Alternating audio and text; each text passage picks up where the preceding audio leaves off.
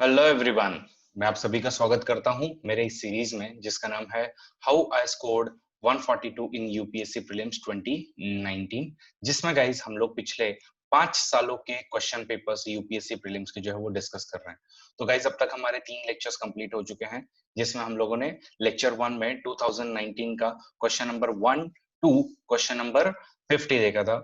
Lecture number 2 में हम लोगों ने क्वेश्चन नंबर 51 टू 100 देखा था। लेक्चर नंबर 3 जो कि प्रीवियस लेक्चर था कल का, उसमें हम लोगों ने 2018 के पेपर के साथ में शुरुआत की है और उसमें हम लोगों ने पार्ट 1 ऑलरेडी कंप्लीट किया है, मतलब क्वेश्चन नंबर 1 टू 50 हमारे हो गए थे। इस लेक्चर में जो कि आपका 4th लेक्चर है, उसमें हम लोग 51 टू 100 जो है उसका हम लोग डिस्कशन करने वाला है। तो आप सबको पता है कि हम लोग 5 साल का डिस्कशन कर रहे हैं इसमें। अगर आप लोगों ने नहीं देखे हैं तो गाइज मैंने इसकी प्लेलिस्ट मेरे यूट्यूब चैनल पर बनाई हुई है और वो प्लेलिस्ट में जाके आप लोग जो है वो सारे देख सकते हो।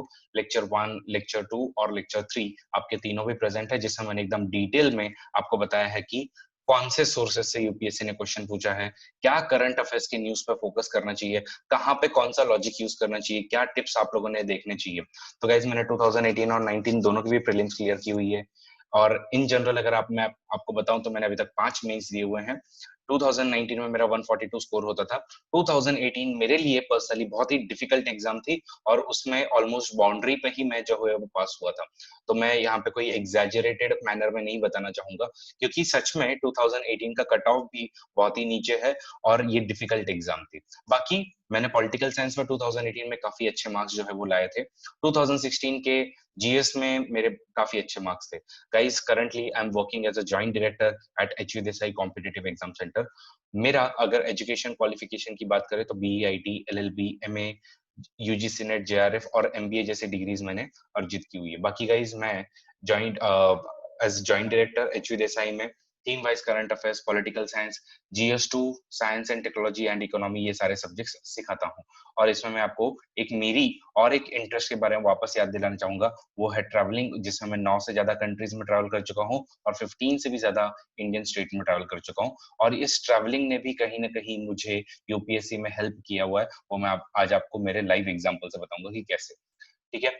तो गाइज आप सबको पता है कि 10 सेशन होंगे, जिसमें से अब ये चौथा सेशन है और इसी के अलावा हम लोग जो है वो स्टेप बाय स्टेप एक एक चीज पे हम लोग बात करने वाले हैं, ताकि आपका लॉजिक जो है वो बिल्ड हो जाए किसी भी क्वेश्चन को सॉल्व करने के पहले।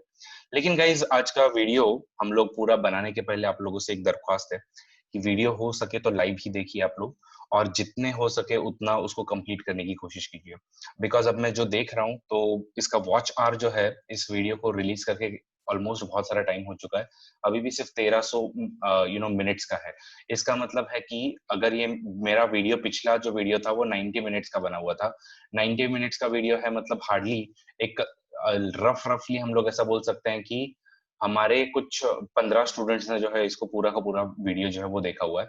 अगर गाइज यही हालत बनी रही तो मे बी मैं ये 10 के 10 सेशन जो वो कंप्लीट नहीं करने वाला हूँ फिर, because it takes almost 8 hours. ठीक है।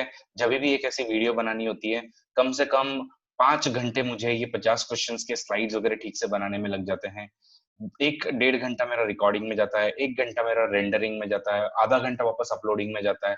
गाइज मैं ये 8 आवर्स मेरे और भी किसी चीज के लिए यूटिलाइज कर सकता हूँ, बट मैं ऐसा सोचता हूँ कि जो भी मेरे स्टूडेंट्स हैं, जिन जिन को मेरे से बेनिफिट चाहिए, उन लोगों को एटलीस्ट मैंने मेरा बेस्ट देना चाहिए। और मैंने हर बार बताया कि मैं डिस्टिंग्विश नहीं करता हूँ कि क्या मैं फ्री में बना रहा हूँ, क्या मैं पेड बना रहा हूँ। हर एक चीज में best of the best quality में लेके आने की कोशिश कर रहा हूँ। बट अगर यही वापस से मेरे एक दो वीडियोस के बाद में मुझे पता चल जाएगा कि क्या हमारा वॉच मिनट्स है, तो इट सीम्स कि फिर आपको मेरे वीडियोस पसंद नहीं आ रहे होंगे, या मे बी मेरे वीडियोस पे कमेंट्स भी नहीं आ रहे होंगे। तो अब मैं सीधा कंडीशन लगा रहा हूँ, unless and until I find कि बाबा 10 से ज्यादा कमेंट्स नहीं है वीडियो पे कि आप लोगों को पसंद आया है, तभी मैं अगला वीडियो बनाने वाला हूँ। Otherwise then we will stop this series. Okay. उसमें आपके 4 लेक्चर मतलब 2019 एंड 18 डिस्कस हो गया है। 2017 का whether I should conduct this or not, that I will be deciding based on your view minutes. Okay, so ये मैं आपको पहले ही वार्निंग दे देना चाहता हूँ। तो गाइज इसलिए सिंसियरली इसको अटेम्प्ट कीजिए। अब हम लोग आते हैं हमारे प्रमोशनल मैटर पे। तो HV Desai competitive exam centre जो है उसने कॉम्प्रिहेंसिव की यूपीएससी एमपीएससी 2021 की बैचेस लॉन्च कर दिए हैं। पॉलिटिकल साइंस की और करंट अफेयर्स की 2021 के लिए बैच जल्दी ही लॉन्च होने वाली है। तो ये सब अभी ऑनलाइन मोड में हमारा एनसीईआरटी का बेसिक सिखाने का कार्यक्रम चल भी रहा है। अगर आप में से कोई भी इंटरेस्टेड है, आप लोग जो है इसको ज्वाइन कीजिए, ठीक है। तो जितना जल्दी हो सके आप लोग ज्वाइन कीजिए, अपने फैमिलीज को रेफर कीजिएगा। बाकी आप सबको मैंने बताया हुआ है कि ये क्वालिटीज जो है वो आपको लगेंगे जब भी आप यूपीएससी के अगेंस्ट जा रहे हो। उसमें सिलेबस कवरेज और बेसिक नॉलेज बहुत ज्यादा जरूरी है। सबसे इंपॉर्टेंट ये पॉइंट है, अगर ये वाले पॉइंट पे आप लोगों ने फोकस नहीं किया है तो अगेन बहुत प्रॉब्लम आपको होने वाली है।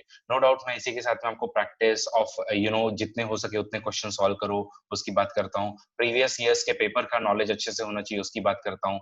तो ये सब तो बातें मैं कर ही रहा हूँ, बट गाइज सिलेबस कवरेज तो आपका कंपलसरी है। एंड इनफैक्ट मैं आज आपको दिखाने वाला हूँ कि एनसीईआरटी के इतने इतने बेसिक बेसिक चीजों से क्वेश्चन यूपीएससी ने पूछा हुआ है, या शंकर आईएएस के इसमें से पूछा हुआ है कि अगेन आप लोग जो है वो इजीली क्लियर कर पाते 2018 की प्रीलिम्स, अगर आपने इनको बहुत अच्छे से किया होगा तो। नो डाउट आपके लिए कामनेस और लॉजिक इन दोनों को छोड़ना मतलब बहुत ही हानिकारक होगा, तो इसलिए इनको भी साथ में लेके चलो। आप सबको पता है क्वेश्चन के टाइप जो है वो क्वेश्चन टाइप ए, बी, सी और डी, ऐसे 4 टाइप के आपके क्वेश्चंस होते हैं। तो जो भी आपके टाइप ए के क्वेश्चंस होते हैं उनको आप लोग हर बार अटेम्प्ट कीजिए। क्वेश्चन बी के होते हैं उसको आप लोग मे बी यू नो उसमें आप लोग उसको भी आप लोग अटेम्प्ट कीजिए हर बार। क्वेश्चन टाइप सी जो होते हैं उसमें आप लोग डिसीजन ले सकते हो अपने रिस्क एपेटाइट पे कि सॉल्व करना है या नहीं करना है, और बाकी जहां पे आपको पूरा पूरा तुक्का मारना पड़े ऐसे क्वेश्चंस हो सके तो अवॉइड कीजिए।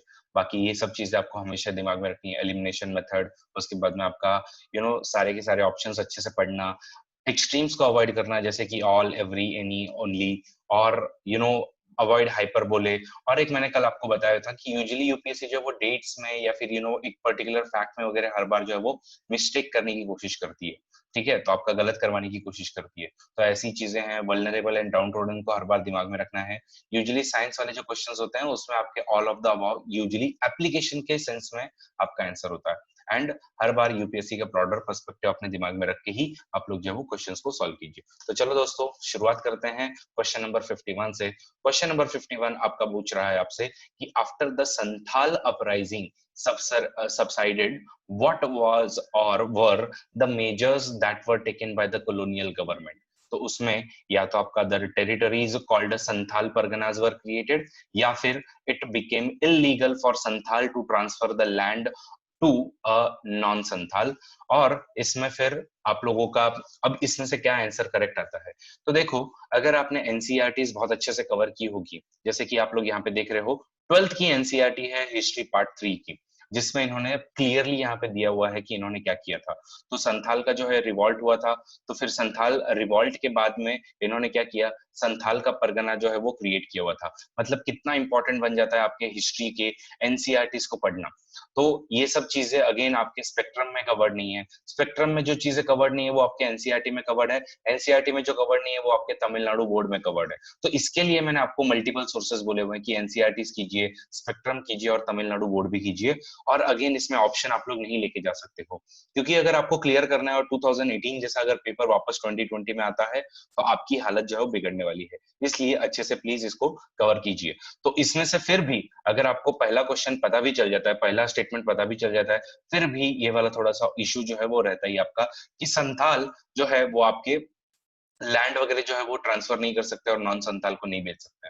तो ये स्टेटमेंट करेक्ट है। इसको थोड़ा सा लॉजिकली आप लोग अप्लाई करो, जैसे ट्राइबल जो हम लोगों ने आज जो है वो शेड्यूल एरियाज वगैरह बनाए हुआ है, तो वो शेड्यूल एरिया से थोड़ा बहुत अगर आप लोग दिमाग में लगा के फिफ्थ शेड्यूल को याद करो तो मे बी आप लोग फिर थोड़ा सा आपको तुक्का लगाना पड़ेगा यहाँ पे। तुक्का मतलब क्या, क्योंकि आपका फर्स्ट स्टेटमेंट तो करेक्ट है ही, लेकिन अभी इसमें से बोथ स्टेटमेंट करेक्ट है या नहीं है, क्योंकि ये आपको यहाँ पे लॉजिक लगा के इसको आंसर जो वो करेक्ट करने की कोशिश करती है। तो ऑब्वियसली 50-50 में फिर अगर आपने ऐसा लॉजिक लगा के किया है तो आप लोग सी पे आंसर लगा सकते हो और आपका आंसर करेक्ट हो जाता। अब हम लोग आते हैं क्वेश्चन नंबर 52 पर, और क्वेश्चन नंबर 52 जो है तो ये है आपका 19th सेंचुरी के 19th सेंचुरी। पहले तो देखो क्वेश्चन में हर बार पढ़ो कि आपका क्वेश्चन जो है वो किस चीज के बारे में पूछ रहा है। आपसे पूछ रहा है economically one of the result of British rule in India in 19th century was. आपसे पूछ रहा है 19th सेंचुरी का, ना कि 20th सेंचुरी का। आप सबको पता होगा कि अगर आप लोग आपकी इंडस्ट्रीज की बात करो, ओके तो growth in the number of the Indian owned factories ये कब होगा? ये आपका 20th सेंचुरी में होगा, 19th सेंचुरी में तो कुछ नहीं होने वाला है, बी को आप लोग हटा सकते हो। आपका एक्सपोर्ट बढ़ेगा क्या उस टाइम पे इंडियन हैंडीक्राफ्ट्स का? अरे भैया कम हो गया था, कम हो गया था, इनफैक्ट वहां से माल जो है वो बना हुआ अब आने लग गया, तो ये भी गया। Rapid increase in the urban population, in fact आपका अर्बन पॉपुलेशन जैसे जैसे आपके मुगल एम्पायर जैसे जैसे डिक्लाइन होते गया, इन लोग जो वो रूरल एरियाज की तरफ जाने लग गए। ये आपका बेसिक हिस्ट्री आप सबको पता होना चाहिए, और इसका राइट आंसर जो बनेगा वो बनेगा आपका सी। अब हम लोग देखते हैं क्वेश्चन नंबर 53, और क्वेश्चन नंबर 53 आपका आर्टिकल 356 से रिलेटेड है। ये तो आपके लिए एकदम सिंपल बॉल दी हुई है, इस पे तो आप लोग पक्का छक्का ही मारना चाहिए, और सिंपल इसका आंसर है कि the power of legislature of the state shall be exercised by under the authority of the parliament. Okay तो सिंपल है ये आपका मतलब क्या है, ये आपका प्रेसिडेंट रूल बेसिकली लगाया हुआ है। तो प्रेसिडेंट रूल का आपका आर्टिकल 356, उसके बाद में नेशनल इमरजेंसी उसका आपका आर्टिकल है 352, और उसके बाद में फाइनेंशियल इमरजेंसी उसका आर्टिकल है आपका 360। तो इतना तो आर्टिकल आप लोग याद रखते ही हैं, नेशनल इमरजेंसी वगैरह जो है वो आपका पॉलिटी में कवर हुआ ही होगा। अब हम लोग आते हैं क्वेश्चन नंबर 54 पर, और क्वेश्चन नंबर 54 पूरा का पूरा आपका क्राफ्ट हेरिटेज और खास करके ये जीआई टैग रिलेटेड क्वेश्चन जो है वो पूछे हुआ है। अब इसमें से आप पूछो सर इतने सब कैसे याद कर पाएंगे, और एक्चुअली यहाँ पे ये पुथुकली शॉल जो हो गए ये नहीं पता थे लोगों को, सुजनी एम्ब्रॉयडरी नहीं पता था, बट ये उपदा जमदिनी साड़ीज जो है ये काफी लोगों को अच्छे से पता है। ओके और ये आप लोग जो है वो पा भी सकते हो, बहुत सारे लोगों को पता है कि ये क्या है करके। तो एक्चुअली लोगों ने ऐसे बोला कि सिंस ये आंध्र प्रदेश की है तो यहां से हम लोग 3 वाला ऑप्शन जो है हटा देते हैं, तो 1 ओनली एंड 2 ओनली बचता है, तो उसमें से अब आप लोगों का थोड़ा सा 50-50% रिस्क जो है वो बढ़ जाता है। अगर एक सीरियस एस्पिरेंट हो तो आप लोगों ने उपादा जमदिनी साड़ीज जो है वो पक्का पढ़ा होगा, अगेन नितिन सिंघानिया में भी कवर किया हुआ है नो डाउट, और इवन अगर आप लोगों ने नीरव सर के लेक्चर जो आर्ट एंड कल्चर पे होते रहते हैं अगर वो कवर किए हैं तो उसमें भी आपके हो जाने वाले हैं। तो गाइज ये देखिए ये है आपका, तो तमिलनाडु का तोड़ा ट्राइब जो है वो आपका पुथुकली वर्क जो है वो बनाता है। ओके उसके बाद में आपका सुजीनी, ओके या उसका नाम है सुजानी या सुजीनी दोनों भी नाम है उसका, तो ये एम्ब्रॉयडरी जो है वो आपके बिहार में काफी ज्यादा फेमस है। ओके उसके बाद में लास्टली उपदा जामदिनी, तो ये साड़ीज काफी फेमस है और ये आपकी आंध्र प्रदेश में बनती है, ये वाली साड़ीज आप लोग यहाँ पे देख सकते हो। तो ये थोड़ा सा जीआई टैग रिलेटेड क्वेश्चन था, और यूपीएससी यूजुअली ऐसे आपके जीआई टैग या कल्चर पे क्वेश्चन जो है वो कंटिन्यूअसली पूछती रहती है। अब हम लोग देखते हैं क्वेश्चन नंबर 55, और क्वेश्चन नंबर 55 में आपसे पूछा है कि जीपीएस टेक्नोलॉजी का एप्लीकेशन मतलब यूज मतलब क्या, आपल्या का एप्लीकेशन, और साइंस एंड टेक का याद रखो एक 60 to 70% टाइम क्या होने वाला है, answer all of the above होने वाला है। सिंपल है, इसमें कुछ ज्यादा दिमाग लगाने की जरूरत नहीं है। कि मोबाइल फोन के ऑपरेशन में यूज होगा क्या, तो आप लोग यस करते ही हो। बैंकिंग ऑपरेशंस में होगा क्या, तो आप लोग पर्टिकुलरली जान सकते हो कि भैया कौन से जगह पे क्या हो रहा है। पावर ग्रिड अगेन उधर पे भी आप लोग इसका यूसेज कर सकते हो, तो इसका करेक्ट आंसर 1 to 3 है। अब हम लोग देखते हैं आपका इकोनॉमी रिलेटेड क्वेश्चन जो कि है Reserve Bank of India manages the services of government of India's security but not of the state government security. Answer is no. भैया आप लोग अगर इकोनॉमी पढ़ते हो तो इकोनॉमी में सबसे पहली चीज आपको यही सिखाई जाती है कि आरबीआई का फंक्शन क्या है। जब भी आप बैंकिंग के फंक्शंस पढ़ने जाते हो तो नो डाउट ये बहुत सारे अकाउंट जो है वो आपके इंडियन गवर्नमेंट मतलब सेंट्रल गवर्नमेंट को तो हैंडल करता ही करता है, इवन स्टेट गवर्नमेंट के हैंडल करता है, और स्टेट गवर्नमेंट के भी ये सिक्योरिटी रिलेटेड मैटर जो है वो पूरा का पूरा आरबीआई ही कवर करता है। अगेन अगर आपको ये चीजें नहीं पता है तो I would recommend Nirav sir के लेक्चर, जहां से आपके ये सारे के सारे डाउट जो है वो क्लियर हो जाते हैं। ओके अब अगर हम लोग देखें तो ये वाला क्वेश्चन थोड़ा सा डिफिकल्ट बन जाता है, क्योंकि यहाँ पे आपसे पूछ रहे हैं ट्रेजरी बिल, तो लोग अब पूछते हैं यार ये आपका कैपिटल मार्केट शेयर मार्केट या ये बॉन्ड्स हो गए या फिर ये सिक्योरिटीज हो गई, ये सब ध्यान में रखने चाहिए कि हम लोग पढ़ें क्या, ये यूपीएससी इतना पूछती है क्या। आंसर इज यस, आपको कोई भी चीज आप लोग ऑप्शन में नहीं छोड़ सकते हो। एंड मैंने बोला है कि ये फाइनेंशियल चीजें जो है वो कल को अगर आप लोग शेयर मार्केट में इन्वेस्ट भी करना शुरू करते हो तो भी आपको बेनिफिशियल रहने वाली है, तो इसके लिए आपको पता होना चाहिए कि क्या है। तो treasury bills are issued by the government of India and there are no treasury bill issued by the state government. तो अब यहाँ पे लोग जो है वो थोड़े से कंफ्यूज हो जाएंगे कि ये स्टेटमेंट सही है या नहीं है, बट गाइज आपको बता देना चाहता हूँ सेकंड स्टेटमेंट जो है वो करेक्ट है। Treasury bills offer are issued at the discount from the par value, तो अगेन इसका आंसर इज राइट, बिकॉज इसमें आपका बॉन्ड कैसा होता है, मतलब treasury bill are nothing but a short term bonds, जिसको अगर गवर्नमेंट ने अगर इशू किया तो उसको हम लोग बोलते हैं। तो इसमें आपका ऐसे बोलते हैं कि भैया मैं 95 रुपीज का तुमको दे रहा हूँ और बाद में जब पूरा हो जाएगा मैं 100 रुपीज आपको दूंगा। तो ये आपका ऐसे मिलता है। यूजुअली कुछ लोग क्या करते हैं, 100 रुपीज देते हैं और उसके बाद में बोलते हैं कि मैं तेरे को 10 रुपए एक्स्ट्रा दे दूंगा उस पर। तो ऐसा होता है, लेकिन इसमें डिस्काउंटेड आपके बॉन्ड्स होते हैं। अगेन अगर आप लोगों ने आरबीआई की वेबसाइट अच्छे से अगर कभी छान मारी हो तो उसमें क्लियरली दिया हुआ है, सीधा का सीधा क्वेश्चन आरबीआई की वेबसाइट से उठाया हुआ है कि in India central government issues both treasury bills and bonds with dated bonds और डेटेड सिक्योरिटीज, दोनों भी देता है। Okay, while state government only issues bonds और dated securities, मतलब आपके treasury bills state government issue नहीं करता है। और दूसरी बात, ये ट्रेजरी बिल्स क्या होता है तो उसमें बताया हुआ है शॉर्ट टर्म डेब्ट आपका इंस्ट्रूमेंट है जो गवर्नमेंट ऑफ इंडिया जो है वो प्रेजेंटली इशू करता है अलग अलग टेन्योर के लिए, 91 डेज का, 182 डेज का और 364 डेज का। और इसमें क्या होता है आपका, इसमें आपका बेसिकली जीरो आपका कूपन सिक्योरिटी एंड पे नो इंटरेस्ट, रैदर इसमें क्या होता है आपका डिस्काउंटेड रेट में जो है वो आपको मिलता है। इसमें एग्जांपल के साथ में आप लोगों को बताया हुआ है, तो ये स्लाइड को बाद में और अच्छे से पढ़ लीजिएगा, आपके बॉन्ड और गवर्नमेंट सिक्योरिटीज वगैरह क्या है आपको पता चल जाएंगे। और ये सब आरबीआई के वेबसाइट पे इनके फ्रीक्वेंटली आस्क्ड क्वेश्चंस में जो है वो दिया हुआ है। तो उनके फ्रीक्वेंटली आस्क्ड क्वेश्चन से सीधा का सीधा क्वेश्चन बनाया हुआ है। किसी भी बुक ने इतने अच्छे से कवर नहीं किया है, I think Laxmikanth sorry Ramesh Singh ने भी इसको अच्छे से कवर नहीं किया, बट ये सब बहुत ज्यादा चर्चा में चलते रहते हैं तो इनको कवर करना बहुत ज्यादा जरूरी है। अब हम लोग आते हैं क्वेश्चन नंबर 57 पर, और क्वेश्चन नंबर 57 है आपका, the earth magnetic field has reversed every few 100,000 yes. Answer is yes. आपको पता होना चाहिए आज आपका नॉर्थ पोल और साउथ पोल जो है वो actually time to time reverse होते रहता है, कभी साउथ और नॉर्थ बनने वाला है। इनफैक्ट आपका एग्जैक्ट जो ज्योग्राफिकल नॉर्थ होना चाहिए वो एग्जैक्ट नॉर्थ पे भी नहीं है, वो थोड़ा सा शिफ्टेड है, इस तरफ में है आपका। ओके तो ये क्यों होता है, बिकॉज ये जो है वो ट्रेंड रिवर्सल करता है। और ये अगर आप लोगों ने अपनी ज्योग्राफी की बुक जो है एनसीईआरटी की अच्छे से पढ़ी है तो आपको पता चलेगा कि हमारे जो खास करके जो यू नो जहाँ मिड ओशियनिक रीजस है तो उसके बाद जो आजू बाजू का अगर हम लोग देखें तो वहां पे मैग्नेटिक रिवर्सल के आपको कंटिन्यूअसली जो है वो एविडेंसेस भी दिखते हैं, तो उससे समझ में आता है कि अर्थ की मैग्नेटिक फील्ड जो है वो रिवर्स होते रहती है फ्यू थाउजेंड ईयर्स में।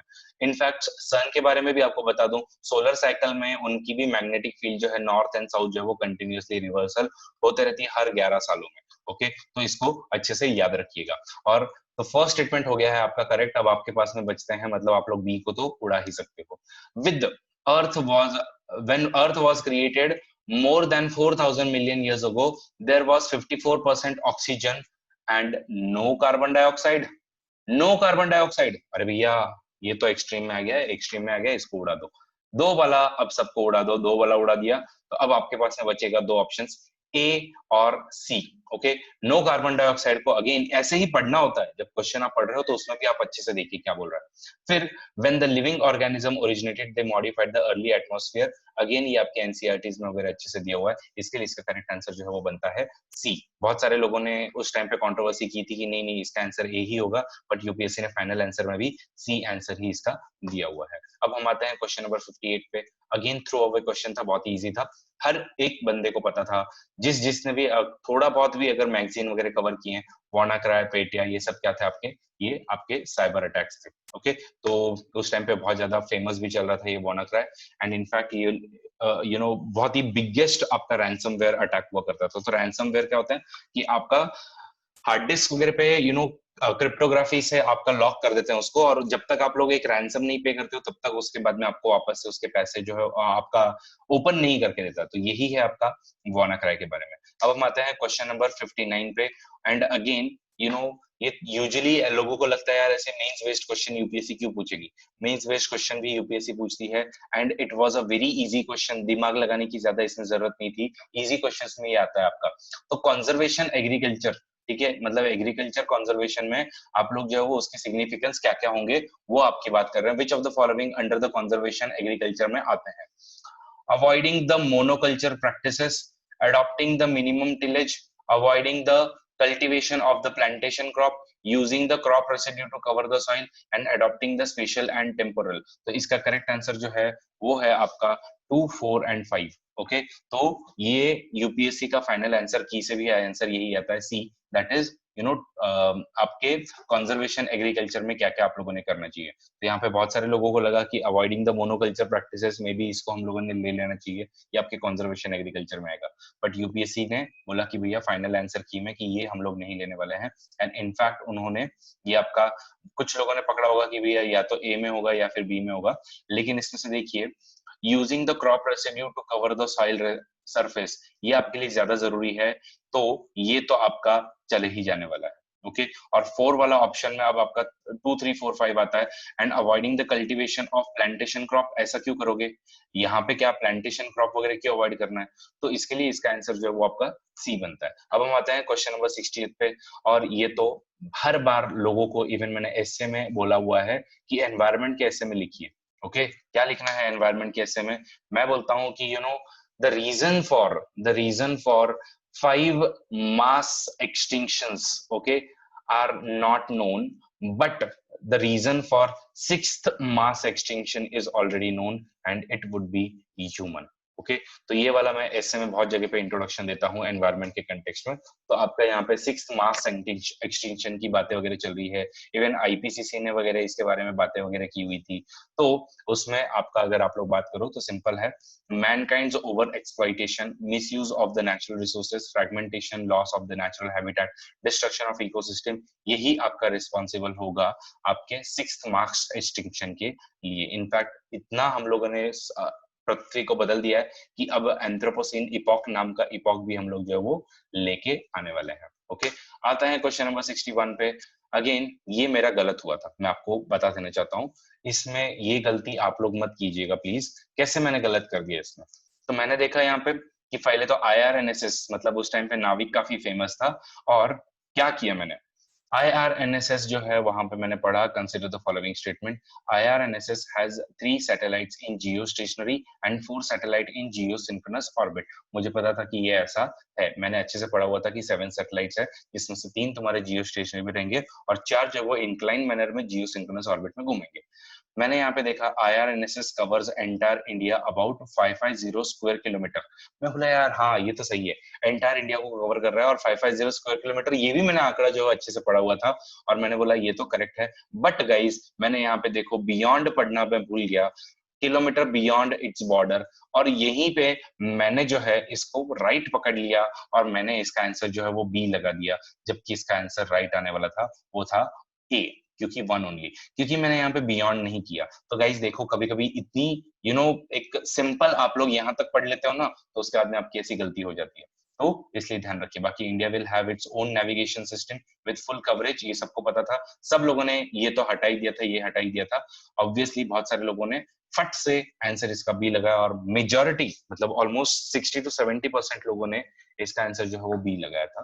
बट बाद में फाइनली जब उन लोग घर आए तो उन्होंने देखा यार ऐसा नहीं था इसका आंसर, क्योंकि इसका आंसर क्लियरली दिया हुआ है कि आपका 5400 किलोमीटर आपके इंडिया के रेंज में आपका कवर करेगा, बियॉन्ड में नहीं करने वाला है।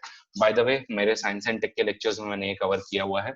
अगर आप लोग चाहते हो कि मैं यूट्यूब पर मेरे फ्री साइंस एंड टेक के लेक्चर सबके लिए लेके आऊं, तो फिर आपको गाइज एटलीस्ट 50 से ऊपर कमेंट्स चाहिए होंगे कि साइंस एंड टेक लेके आइए। तो इस वीडियो पे आपको इतना करना पड़ेगा, आपके तरफ से जब तक एफर्ट्स नहीं आएंगे तब तक मैं भी अपने एफर्ट्स नहीं दूंगा। मेरे साइंस एंड टेक के lectures one of the best माने जाते हैं, in fact as it is reflect होता है, मैंने बहुत बार बताया हुआ भी। तो अगर आप ऐसा चाहते हो आप कीजिए, अपने फ्रेंड्स को कमेंट कीजिए, तभी हम लोग जो है वो ऐसे लेक्चर्स लेके आएंगे। अब हम लोग आगे बात करते हैं, तो ये आरएनएसएस का मैंने डेटा आपको दे दिया है क्वेश्चन नंबर 62 की। तो क्वेश्चन नंबर 62 आपका है, वो है जनरल थियरी ऑफ रिलेटिविटी के रिगार्ड में। तो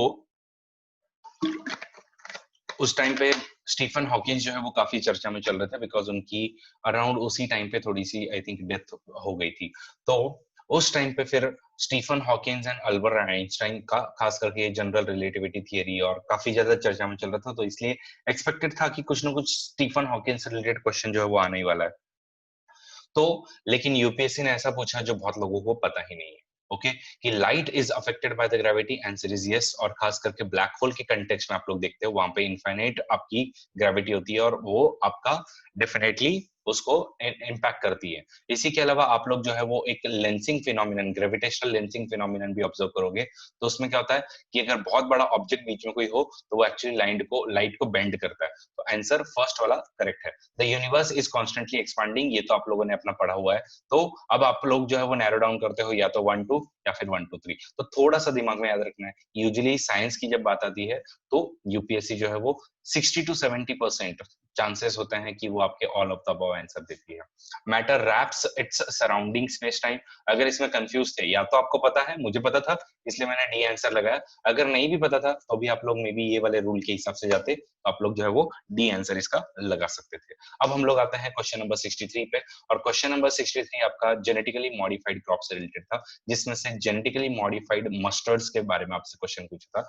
ये भी थोड़ा सा डिफिकल्ट कैटेगरी में माना जाता है, बिकॉज एग्जैक्टली आप लोग जो है वो इसका पेरेंट इंस्टीट्यूशंस कैसे रखोगे कि भैया IARI और पंजाब नेशनल यूनिवर्सिटी ने ही बोला था क्या। तो अगर आप थोड़ा सा उसको डिटेल में पढ़ते तो आपको पता चलता कि एक्चुअली इसको दिल्ली यूनिवर्सिटी ने जो है वो डेवलप किया हुआ था। इतना करते ही आपका 3 हट जाता है, 3 हटते ही आप लोग जो है वो सिर्फ एक ही आंसर पे आते हो, और वो है टू ओनली। मतलब क्या, GM mustard has genes of soil bacterium that gives plant the property of pest resistance to a wide variety of the pest। अरे भैया वाइड वैरायटी नहीं, एक लिमिटेड वैरायटी ऑफ पेस्ट के ही अगेंस्ट में उसको मिलता है। तो फर्स्ट स्टेटमेंट ऐसे भी आपका रॉन्ग ही होता है, और सेकंड स्टेटमेंट करेक्ट है कि GM mustard has the genes that allow the plant cross pollination and hybridization। Answer is correct. अब हम आते हैं क्वेश्चन नंबर 64 पे। तो गाइज ये मैंने बहुत बार बंदों को सिखाया हुआ है अच्छे से साइंस में। बेलेटो एक्सपेरिमेंट जो है वो जापान का एक्सपेरिमेंट था। किसके लिए था ये आपका, अगेन बेलेटो एक्सपेरिमेंट जो है वो न्यूट्रिनो आपका पार्टिकल एक्सेलरेटर जैसा ही आपका हाई एनर्जी एक्सेलरेटर रिसर्च है, जो कि आपका जापान का है। तो ये आपका गलत हो गया, फर्स्ट गया। जैसे ही फर्स्ट गया आपके पास बचेगा 2 3, और 2 3 में अब आप लोगों को पता है क्रिस्पर कैस9, मैंने पीछे भी आपको इसकी स्लाइड दी हुई है। ये आपका पार्टिकल फिजिक्स नहीं, ये आपका बायोटेक से रिलेटेड है, तो आपके पास में आंसर बचेगा 2 ओनली, दैट इज ब्लॉकचेन और डिजिटल क्रिप्टो करेंसीज। ये वाला आंसर आपका करेक्ट है। बाकी ब्लॉकचेन टेक्नोलॉजी मैंने अपने साइंस एंड टेक बैच में बहुत अच्छे से सिखाया हुआ है, बट उसके स्लाइड्स मैंने आपके लिए ऐड कर दिए यहाँ पे। अब आते हैं हम लोग क्वेश्चन नंबर 65 पे, जो कि है आपका कार्बन फर्टिलाइजेशन के रिगार्ड में। तो गाइज यहाँ पे प्योर आपको सिर्फ लॉजिक यूज करना है। कार्बन फर्टिलाइजेशन की बात जो है, भले ही आपको ये वाली न्यूज नहीं पता है, एक्चुअली ये किसी ने भी कवर नहीं किया था। नासा के वेबसाइट पे ये वाली चीज जो है वो भी 2016 में आई थी। मतलब 2 साल पहले आपका नासा का कोई तो चीज जो आर्टिकल आया हुआ है, उस पे यूपीएससी ने क्वेश्चन पूछा है कि carbon dioxide fertilization is greening the earth, ऐसा स्टडी का फाइंडिंग था। और उस टाइम पे क्यों ऐसा चल रहा था, बिकॉज ट्रम्प जब आया हुआ था तो ट्रम्प ने बोला था कि ये ग्लोबल वार्मिंग वगैरह सब फालतू चीजें हैं, कार्बन डाइऑक्साइड से फायदा होएगा, ये सब इनकी बातें चल रही थी। तो इसके लिए फिर जो है ये कार्बन फर्टिलाइजेशन वगैरह पूछा था। तो कार्बन फर्टिलाइजेशन क्या करता है आपका, तो सिंपल कि जब आपका कार्बन डाइऑक्साइड बहुत ज्यादा बढ़ जाएगा तो उसका एक और फायदा क्या होगा कि प्लांट के लिए कार्बन डाइऑक्साइड की अवेलेबिलिटी बढ़ जाएगी, तो उससे प्लांट ग्रोथ जो है वो पक्का होने वाली है, due to increase concentration of the carbon dioxide in earth atmosphere. उसी को हम लोग कार्बन फर्टिलाइजेशन बोलते हैं। ओके, बाकी increased temperature of earth due to increase concentration of carbon dioxide in the atmosphere. देखो स्टेटमेंट सही है, बट वो आंसर है क्या इसका, आंसर इज नो, क्योंकि इंक्रीज टेम्परेचर तो होगा बट आंसर इसका नहीं है। ओके, इंक्रीज द एसिडिटी, तो मतलब एसिडिफिकेशन ऑफ ओशंस है। ओके, तो एसिडिफिकेशन ऑफ ओशन अगेन आपका CO2 की वजह से बढ़ रहा है, बट अगेन इसका और कार्बन फर्टिलाइजेशन का कोई रिलेशन नहीं है। अब हम आते हैं क्वेश्चन नंबर 66 पे, और इतना इसमें महाभारत लिखा हुआ है कि क्या है ये।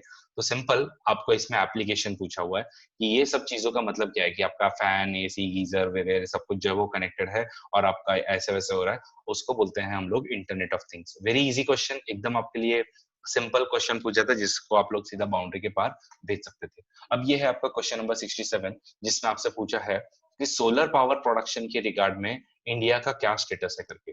तो एक चीज आपको पता होना चाहिए, इलेक्ट्रॉनिक इंडस्ट्री में इंडिया काफी पीछे है, और उसका रीजन जो है वो है सिलिकॉन वेफर्स।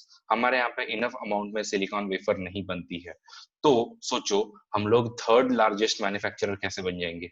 इतना अगर आपको थोड़ा बहुत पता है तो इसको आप लोग उड़ा सकते हो। और ये सब क्यों चर्चा में चल रहा था, बिकॉज जस्ट थोड़े ही टाइम पहले हम लोगों ने इंटरनेशनल सोलर अलायंस जो वो लॉन्च किया हुआ था। ओके, तो सोलर पे तो क्वेश्चन आने ही वाला था, बट यूपीएससी है, वो अपने हिसाब से क्वेश्चन पूछती है। तो उन्होंने इंटरनेशनल सोलर अलायंस पे क्वेश्चन पूछने की बजाय उन्होंने सोलर पावर प्रोडक्शन पे क्वेश्चन पूछ लिया। और नो डाउट हमारे पास में एक ऐसी बॉडी है solar energy corporation of India, लेकिन वो आपका पावर टैरिफ जो है वो डिटरमाइन नहीं करती है। इसके लिए आपके पास में इलेक्ट्रिसिटी एक्ट है, और उसके थ्रू हम लोग जो है वो स्टेट गवर्नमेंट अलग अलग टाइम पे आपके अलग अलग चीजों के प्राइसेस जो वो डिटरमिन करती है। तो वो ऑक्शन वगैरह के थ्रू होता है, तो इसका प्राइसेस कोई भी डिटरमिन नहीं करता है, सोलर एनर्जी कॉर्पोरेशन तो बिल्कुल नहीं। तो इसके लिए इसका आंसर जो है वो बनता है नन। ओके, अगर समझो आपको ये वाले में आप लोग कंफ्यूज भी थे कि भैया हाँ सोलर एनर्जी कॉर्पोरेशन में भी ऐसा कुछ करती होगी, तो भी एटलीस्ट आपको इतना तो एलिमिनेट करना आना चाहिए था कि आप लोग 1 को पक्का एलिमिनेट करो और सी को एलिमिनेट करो, फिर आप लोग 50-50 में बचते थे, और तब आप लोग अगर डिसीजन लेना चाहते हो तो ले सकते थे। आते हैं क्वेश्चन नंबर 68 पर। क्वेश्चन नंबर 68 आपका बात करता है okay, staple commodities of export by the East English East India Company from Bengal in the middle of the 18th century. अब ये क्या पूछ रहा है आपसे, middle of the 18th century मतलब एक 1750s के अराउंड में। ओके, तो 1750s के अराउंड में आपको पता होगा कि एक क्या हुआ था, इन लोगों ने जो है वो वहां पे बंगाल में जो है इन्होंने 2 बैटल जीती थी। कौन कौन सी, बैटल ऑफ बक्सार और बैटल ऑफ प्लासी। ठीक है, तो ये दोनों जीतने के बाद में उनके पास में उस टाइम पे रिसोर्सेस वगैरह आ गए थे, और उस टाइम पे आपसे पूछ रहे हैं कि इन लोग क्या कर रहे थे। तो एनीवेज आपको पता होना चाहिए, अगर आपने एनसीईआरटीज भी पढ़ी है तो भी आपको पता होना चाहिए, क्लास 8th की एनसीईआरटी है गई जिसमें हिस्ट्री है, और उसमें क्लियरली लिखा हुआ है कि इन लोग क्या एक्सपोर्ट कर रहे थे, कॉटन एंड सिल्क। लेकिन अब इनको जो है वो पैसा नहीं देना पड़ रहा था, अब इन लोग जो है वो अपना जो भी रेवेन्यू जनरेट हो रहा था उसी से इन लोग यहाँ से खरीद लेते। तो कॉटन और सिल्क वाला ऑप्शन सिर्फ एक ही है, बाकी आपका रॉ कॉटन ये वो, ठीक है, रॉ कॉटन है, ऑयल सीड्स है, लेकिन इसमें ऑयल सीड्स आ रहा है आपका। उसके बाद में आपका शुगर है, सॉल्ट है, जिंक है, ये सब आप लोग क्यों करोगे। ठीक है, फिर उसके बाद में कॉपर सिल्वर गोल्ड, स्पाइसेस है सही है, बट बाकी चीजें क्यों करोगे। तो यहाँ पे कॉटन सिल्क सॉल्पेट्रे एंड आपका ओपियम, ये वाला करेक्ट आंसर आपका बनता है। ओके, तो अगेन एनसीईआरटी के बेसिस पे आप लोग इसका आंसर जो वो करेक्टली दे सकते हो। क्वेश्चन नंबर 69, क्वेश्चन नंबर 69 जो है वो आपका चंपारण सत्याग्रह के रिगार्ड में है, और उसका सिग्निफिकेंस क्या हुआ आपको पता होना चाहिए। चंपारण सत्याग्रह किस लिए हुआ था, एग्रीकल्चर इशू के लिए हुआ था। एग्रीकल्चर का इशू हुआ तो उससे कौन अफेक्ट होने वाले हैं, उससे अफेक्ट होंगे आपके पीजेंट्स। तो इसके लिए क्या होने वाला है डायरेक्ट इम्पैक्ट, सिंपल है, देखो ये तो आपका ए टाइप क्वेश्चन में ही आता है। ओके, ये तो आपका ए टाइप क्वेश्चन में ही आता है, joining of the peasants unrest to India's national movement. Okay, तो इसके लिए इसका करेक्ट आंसर जो आएगा वो आएगा सी। अब हम आते हैं क्वेश्चन नंबर 70 पे, और क्वेश्चन नंबर 70 आपसे पूछ रहा है, देखो अब कितना फैक्चुअल यूपीएससी जो है वो क्वेश्चन पूछ रहा है। एक्चुअली ये लोगों का गलत ही हुआ। हिंद मजदूर सभा, तो ये जिनका में भी पॉलिटिकल साइंस ऑप्शनल है उनको थोड़ा सा है, ये मुझे आ गया था बिकॉज पीएसआईआर में हम लोगों ने देखा हुआ है कि इसके पहले जो है वो हमको ट्रेड यूनियंस वगैरह जो है वो पढ़ने पड़ते हैं। तो ट्रेड यूनियन के पॉलिटिक्स पे यूपीएससी क्वेश्चन पूछती है, तो हमको पता था एआईटीयूसी पहले बना हुआ था, फिर उसके बाद में उसके अगेंस्ट में इंटक वगैरह बना हुआ था, फिर अगेन इन दोनों से खुश नहीं थे तो ऐसे हिंद मजदूर सभा वगैरह जो है वो बने जा रही थी। तो इसलिए हमको थोड़ा सा पता था कि हिंद मजदूर सभा जो है उसका आइडियोलॉजिकल लीनिंग क्या होगा। तो इसलिए मैंने बोला कि यार उसमें एम एन रॉय तो नहीं ही आने वाला है, क्योंकि एम एन रॉय जो है वो लेफ्टिस्ट लीनिंग के है, और लेफ्टिस्ट को एआईटीयूसी कंट्रोल कर रहा था, इंटक को कांग्रेस जो है वो कंट्रोल कर रहा था। फिर मैं यहाँ पे बोला ईएमएस नमूद्रीपाद, तो वो आपको पता होना चाहिए कि अगेन वो कम्युनिस्ट है, तो मैंने यहाँ से उसको एलिमिनेट कर दिया था। फिर सीपी रामास्वामी अय्यर के कामराज, तो मैं बोला यार कामराज जो है वो कांग्रेस के थे, तो अगर वो जुड़े भी तो वो इंटक से जुड़ेंगे। ओके, तो यहाँ पे मैंने उसको ऐसे एलिमिनेट किया।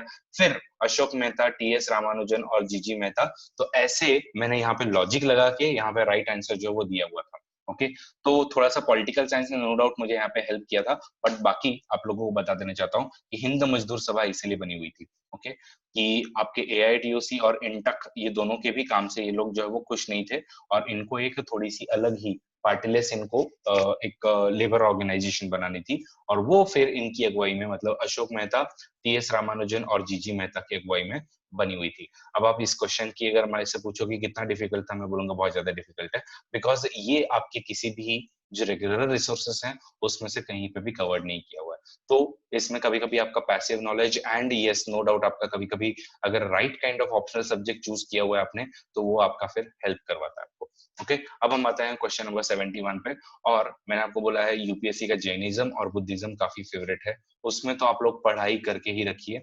और वैसे एटलीस्ट इसके बेसिक करके रखिए, क्योंकि यूपीएससी इसमें हर बार बाउंसर ही फेंकता है। और ये स्थानकवासी जो है वो अगेन मतलब बहुत कम लोगों को पता था कि एग्जैक्टली ये कौन है। तो जो थोड़े से जैन धर्म के हैं मे बी उनको अच्छे से पता था, या फिर जिन लोगों ने नीरव सर के लेक्चर अटेंड किए हैं उन लोगों को पता था, बिकॉज उन्होंने अपने आर्ट एंड कल्चर के लेक्चर में कवर किया हुआ था कि ये आपके श्वेतांबर जो है, तो श्वेतांबर जैन का one of the important sect है। ओके, तो Sthanakvasi is a sect of the Shwetambar Jain. आपको पता होगा कि दो टाइप के जैन है, पीतांबर और श्वेतांबर। तो सॉरी, दिगंबर और श्वेतांबर। तो जो श्वेतांबर होते हैं तो वो बेसिकली सफेद कपड़े पहनते हैं, लेकिन जो दिगंबर होते हैं वो लोग बिल्कुल कपड़े नहीं पहनते। ओके, तो वो जो श्वेतांबर है उनमें से one of the important sect था, जो आपका 1653 में यह बना हुआ था। लावाजी नाम के मर्चेंट थे, उन्होंने इसको बनाया हुआ था। और इसका करेक्ट आंसर फिर आपका बनता है जैनिज्म। ओके, अब हम लोग आते हैं क्वेश्चन नंबर 72 पर। इसमें आपसे पूछा हुआ है, और बहुत अगेन ये डीप में क्वेश्चन पूछा हुआ है, मैंने तो छोड़ दिया सिंपली, मैंने हाथ ऊपर खड़े कर दिए। एंड इनफैक्ट उस टाइम पे मुझे थोड़ा सा दुख हुआ, बिकॉज मैं उसी पीरियड में थोड़ा सा मेरी उसी पीरियड में मतलब लगभग मैं एक्चुअली फतेहपुर सीकरी जाने वाला था देखने के लिए, फतेहपुर सीकरी और आगरा वगैरह। But because of some or other reason I could not go, और मैंने इस प्लान को जो वो कैंसिल कर दिया। बट मुझे लगता है कि यार अगर मैं जाके आ गया होता तो मे बी और एक आंसर जो वो सही हो जाता। एनीवेज प्रीलिम्स तो क्लियर हो गई थी, बट कोई इशू नहीं है।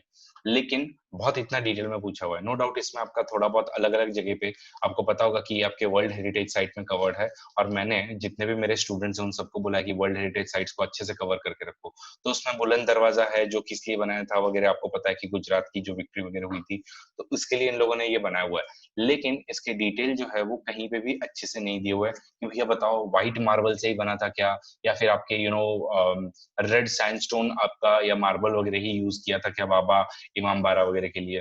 तो सिंपल बोलता हूँ, नहीं पता था हमें, और मैंने इसको छोड़ दिया था, क्योंकि कुछ भी इसमें कोई भी कॉम्बिनेशन बन सकता था, मैंने इसको छोड़ दिया। और बाद में पता चला राइट आंसर इसका ए है। मतलब व्हाइट मार्बल से इसका बुलंद दरवाजा एंड कंखा बना हुआ है फतेहपुर सीकरी का। लेकिन रेड सैंडस्टोन एंड मार्बल जो है वो आपका बाबा इमाम बाड़ा वगैरह बनाने के लिए यूज नहीं किया हुआ है। तो इतने डिटेल में पढ़ पाना बहुत मुश्किल होता है। यूजुअली जो अपने बेसिक बुक्स है उस तक पे स्टिक कीजिए, बट उससे अगर कवर नहीं होता है तो फिर इवन बाकी लोगों को कवर नहीं होने वाला, तो आप लोग बिना फालतू का टेंशन फिर मत लीजिए। और ऑटोमेटिकली जब मुझे नहीं पता था बाकी लोगों को भी नहीं पता था, और उनके भी मार्क्स कम आ गए। इसलिए मैं बोलता हूँ कि स्टैंडर्ड बुक्स कवर करना बहुत ज्यादा इंपॉर्टेंट है। ओके, अब ये वाला देखो, ये ट्रैवलर्स के बारे में बोला हुआ है, और ये ट्रैवलर्स आपके सारे के सारे स्टैंडर्ड बुक्स में कवर किए हुए हैं, जिसमें मैं आपको दो बुक्स बता सकता हूँ। एक तो आपका नो डाउट तमिलनाडु बोर्ड का हिस्ट्री है, उसमें भी कवर किया हुआ है इन्होंने। और ये आपका थीम्स में भी कवर किया हुआ है, जिसमें इन लोगों ने थोड़ी सी आइडिया जो है वो दी हुई है आपके जीन बैप्टाइज आपके ट्रैवलर के बारे में, जिसने एक्चुअली क्या देखा था, who traveled in India at least 6 times and he was particularly fascinated with the trading condition in India। इतना आपके एनसीईआरटी में जो है वो दिया हुआ है, उसके आगे कुछ नहीं दिया हुआ है। लेकिन यहाँ पे फ्रेंकोइस वर्नियर की बात कर रहे थे इन लोग। फ्रेंकोइस वर्नियर के अलावा इन लोगों ने बहुत सारी चीजें जो है वो बताई हुई थी कि इनके पहले कौन कौन से फ्रेंच ट्रैवलर जो है वो आए हुए हैं। तो अब इसमें पूछ रहे हैं कि विच of the foreign travellers elaborately discussed about the diamonds and the diamond mines in India. तो इतना अगर आपने अच्छे से ये वाला पढ़ा हुआ है, ओके, बट इसमें फिर भी आप लोग कंफ्यूज हो सकते थे कि सच में वो जीन बैप्टाइज ट्रेवेनियर था या जीन दे थेवोनॉक था, क्योंकि थोड़ा सा रफली आपने इसको पढ़ा होगा। तो इसलिए एनसीईआरटी कवर करना बहुत ज्यादा इंपॉर्टेंट हो जाता है कि उसमें से राइट क्या आपका आंसर होना चाहिए। और इसका आंसर जो है वो बी है, जीन बैप्टाइज टेवेनियर। ओके, बाकी फ्रेंकोइस वर्नियर जो है उसने पूरा मुगल टाइम का एकदम देखा हुआ है कि क्या हुआ था कैसे हुआ था वगैरह वगैरह, इन लोगों ने कवर किया हुआ है। तो पोर्चुगीज, फ्रेंच, ये सब आपके अलग अलग जो है वो ट्रैवलर्स यहाँ पे आते रहे, और उन्होंने कुछ न कुछ डिस्क्रिप्शन जो वो दिया हुआ है। ओके, सो आई सपोज आपको ये समझ में आ गया होगा, और मैंने ये भी बता दिया कि क्यों इंपॉर्टेंस है आपके ये सब हिस्ट्रीज का और आपके एनसीईआरटीज का। आते हैं क्वेश्चन नंबर 74 पे। और गाइज यहाँ पे मुझे मेरे ट्रैवलिंग ने हेल्प किया था। तो यहाँ पे किसी भी बुक ने कवर नहीं किया कि फ्यूचर बुद्धा एक्चुअली कौन है, बट स्टिल कुछ एक आई थिंक नितिन सिंघानिया वगैरह में कवर्ड है कि फ्यूचर बुद्धा कौन रहेगा करके। तो यहाँ पे इसका आंसर जो है वो मैत्रेय बुद्धा है। नो डाउट आप लोग अवलोकितेश्वर या फिर लोकेश्वर और पद्मपानी, ये तो आप लोग केव्स में भी देखते हो, जो आपके अजंता और एलोरा के केव्स है उसमें आपके ये काफी ज्यादा फेमस है। तो इसके बारे में इसलिए आप लोगों ने आर्ट एंड कल्चर की जो आपकी बेसिक बुक है, introduction to art and culture 11th standard की, उसमें आपने पढ़ाई होगा। और उसमें फिर इन लोगों ने एकदम कम ही डिस्क्रिप्शन दिया हुआ है, ये आप लोग देख सकते हो, introduction to Indian art part, okay, class 11th की एनसीईआरटी, जिसमें इन्होंने ये सब के बारे में बताया हुआ है कि तारा कौन है, महामयूरी कौन है, अक्षोभ्य कौन है, उसके बाद में अवलोकितेश्वर हो गया, मैत्रेय हो गया, अमिताभ हो गया। ये सारे के सारे आपके जो भी ओके इनको एक अलग से नाम दिया जाता है। I am sorry, I am forgetting the name, मे भी थोड़ी देर में मुझे याद आ जाए। बोधिसत्व, हाँ, इन सबको बोधिसत्व बोला जाता है। और अब आपका गाइज असाइनमेंट बन जाता है कि इन सब बोधिसत्वास को अच्छे से पढ़ लो, जो कुछ आपको इन्फॉर्मेशन मिलती है थोड़ी बहुत देख लो, ओके। खास करके अगर नितिन सिंघानिया में वगैरह जो भी इन्फॉर्मेशन मिलती है उसको तो कवर कर ही लो, क्योंकि ये आपके 11th के एनसीईआरटी में दिया हुआ है, इसलिए यूपीएससी ने इस पे क्वेश्चन पूछा। बट किसी को भी पता नहीं था कि ये फ्यूचर बुद्धा कौन होगा, लेकिन because I had travelled to Ladakh, और ये एक्चुअली मैंने ही फोटो खींचा हुआ है। ये वाला फोटो जब मैं वहां की दिस्कित मोनेस्ट्री को जब मैं देखने गया था, तो एक्चुअली वहां पे जो वहां का जो एक्सप्लेन करने वाला बंदा था, उसने भी मुझे एक्सप्लेन किया था कि ये देखो, ये पाकिस्तान की तरफ देखते हैं, ये बुद्ध हमने यहाँ पे बनाए हुए हैं, और ये फ्यूचर बुद्ध है, मैत्रेय बुद्ध। ये पाकिस्तान की तरफ देखते हैं, पाकिस्तान ने कभी आंख उठाने की कोशिश की तो उसको जला देंगे। तो ऐसा वहां पे वो बंदा जो है वो अपनी स्टोरी बता रहा था, तो इसलिए मेरे दिमाग में एकदम अच्छे से फिट था। और कभी कभी ऐसे आपका ट्रैवलिंग काफी हेल्प कर जाता है। ये जून 2013 में मैंने वहां पे ट्रैवल किया हुआ। अब आते हैं क्वेश्चन नंबर 75 पे, और इससे खतरनाक क्वेश्चन जो है वो कोई नहीं हो सकता। मोस्ट डेंजरस क्वेश्चन, सॉरी ये वाला नहीं, ये वाला नहीं है, मुझे लगा वेल्सली। तो लॉर्ड वेल्सली वाला तो बहुत इजी है, ये तो आपसे सब्सिडरी अलायंस वाला क्वेश्चन पूछा हुआ है। सब्सिडरी अलायंस का आपको सबको पता होगा, इतना तो आप लोग हर एक स्पेक्ट्रम, जिसने अच्छे से स्पेक्ट्रम पढ़ी हुई है, जिसने एनसीईआरटी पढ़ी हुई है, उन सबको पता है कि मेन आपका जो एम है वो क्या था, to maintain the large standing army at the others expense, to keep India safe from the Napoleonic danger, और उसके बाद में to establish the British paramountcy. तो ये सब इसके मेन एम थे।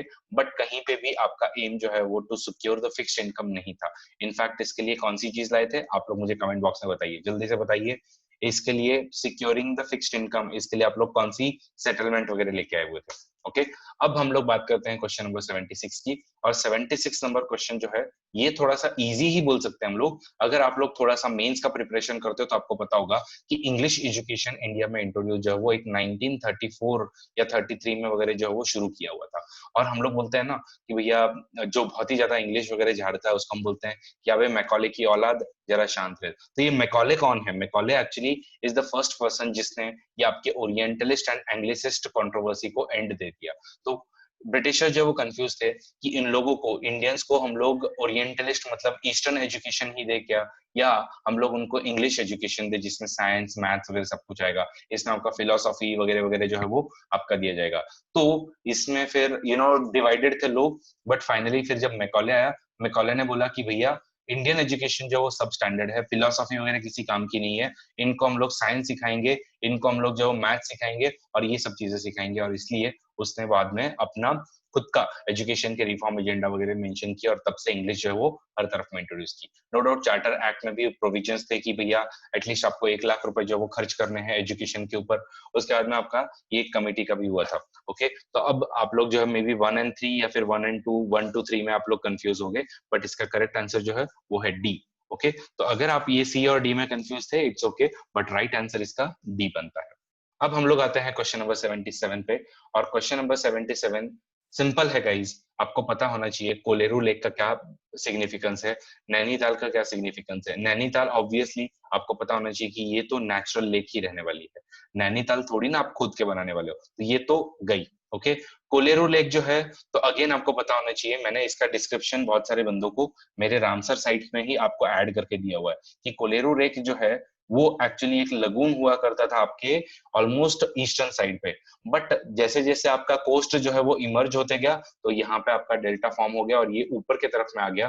तो ये कोलेरू लेक जो है वो आपकी एक्चुअली नेचुरल लेक है, इतना आप लोग निकाल सकते हो। तो जब इन दो को आप लोग एलिमिनेट करते हो, आपके पास में ऑप्शन बचता है या तो कोडई कैनाल या फिर रेणुका लेक, और इसका करेक्ट आंसर जो है वो है आपका Kodai canal, okay.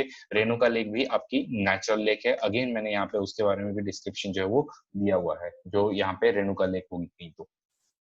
Anyways, so that was about the question number 77। अब हम लोग आते हैं क्वेश्चन नंबर 78 पे, और क्वेश्चन नंबर 78 आपसे पूछ रहा है प्रधानमंत्री कौशल विकास योजना। ये तो बच्चे बच्चे को पता है कि लेबर मिनिस्ट्री नहीं, इसको इंप्लीमेंट कौन कर रहा है, ministry of skill and development. उस टाइम पे सबको पता था कि ये मिनिस्ट्री जो है वो आ चुकी है। आप 1 को जैसे एलिमिनेट करते हो, आप लोग या तो 2 ओनली पे बचते हो या फिर 2 एंड 3 पे बचते हो। तो इसका मतलब है सेकंड स्टेटमेंट आपका एनी हाउ करेक्ट हो गया।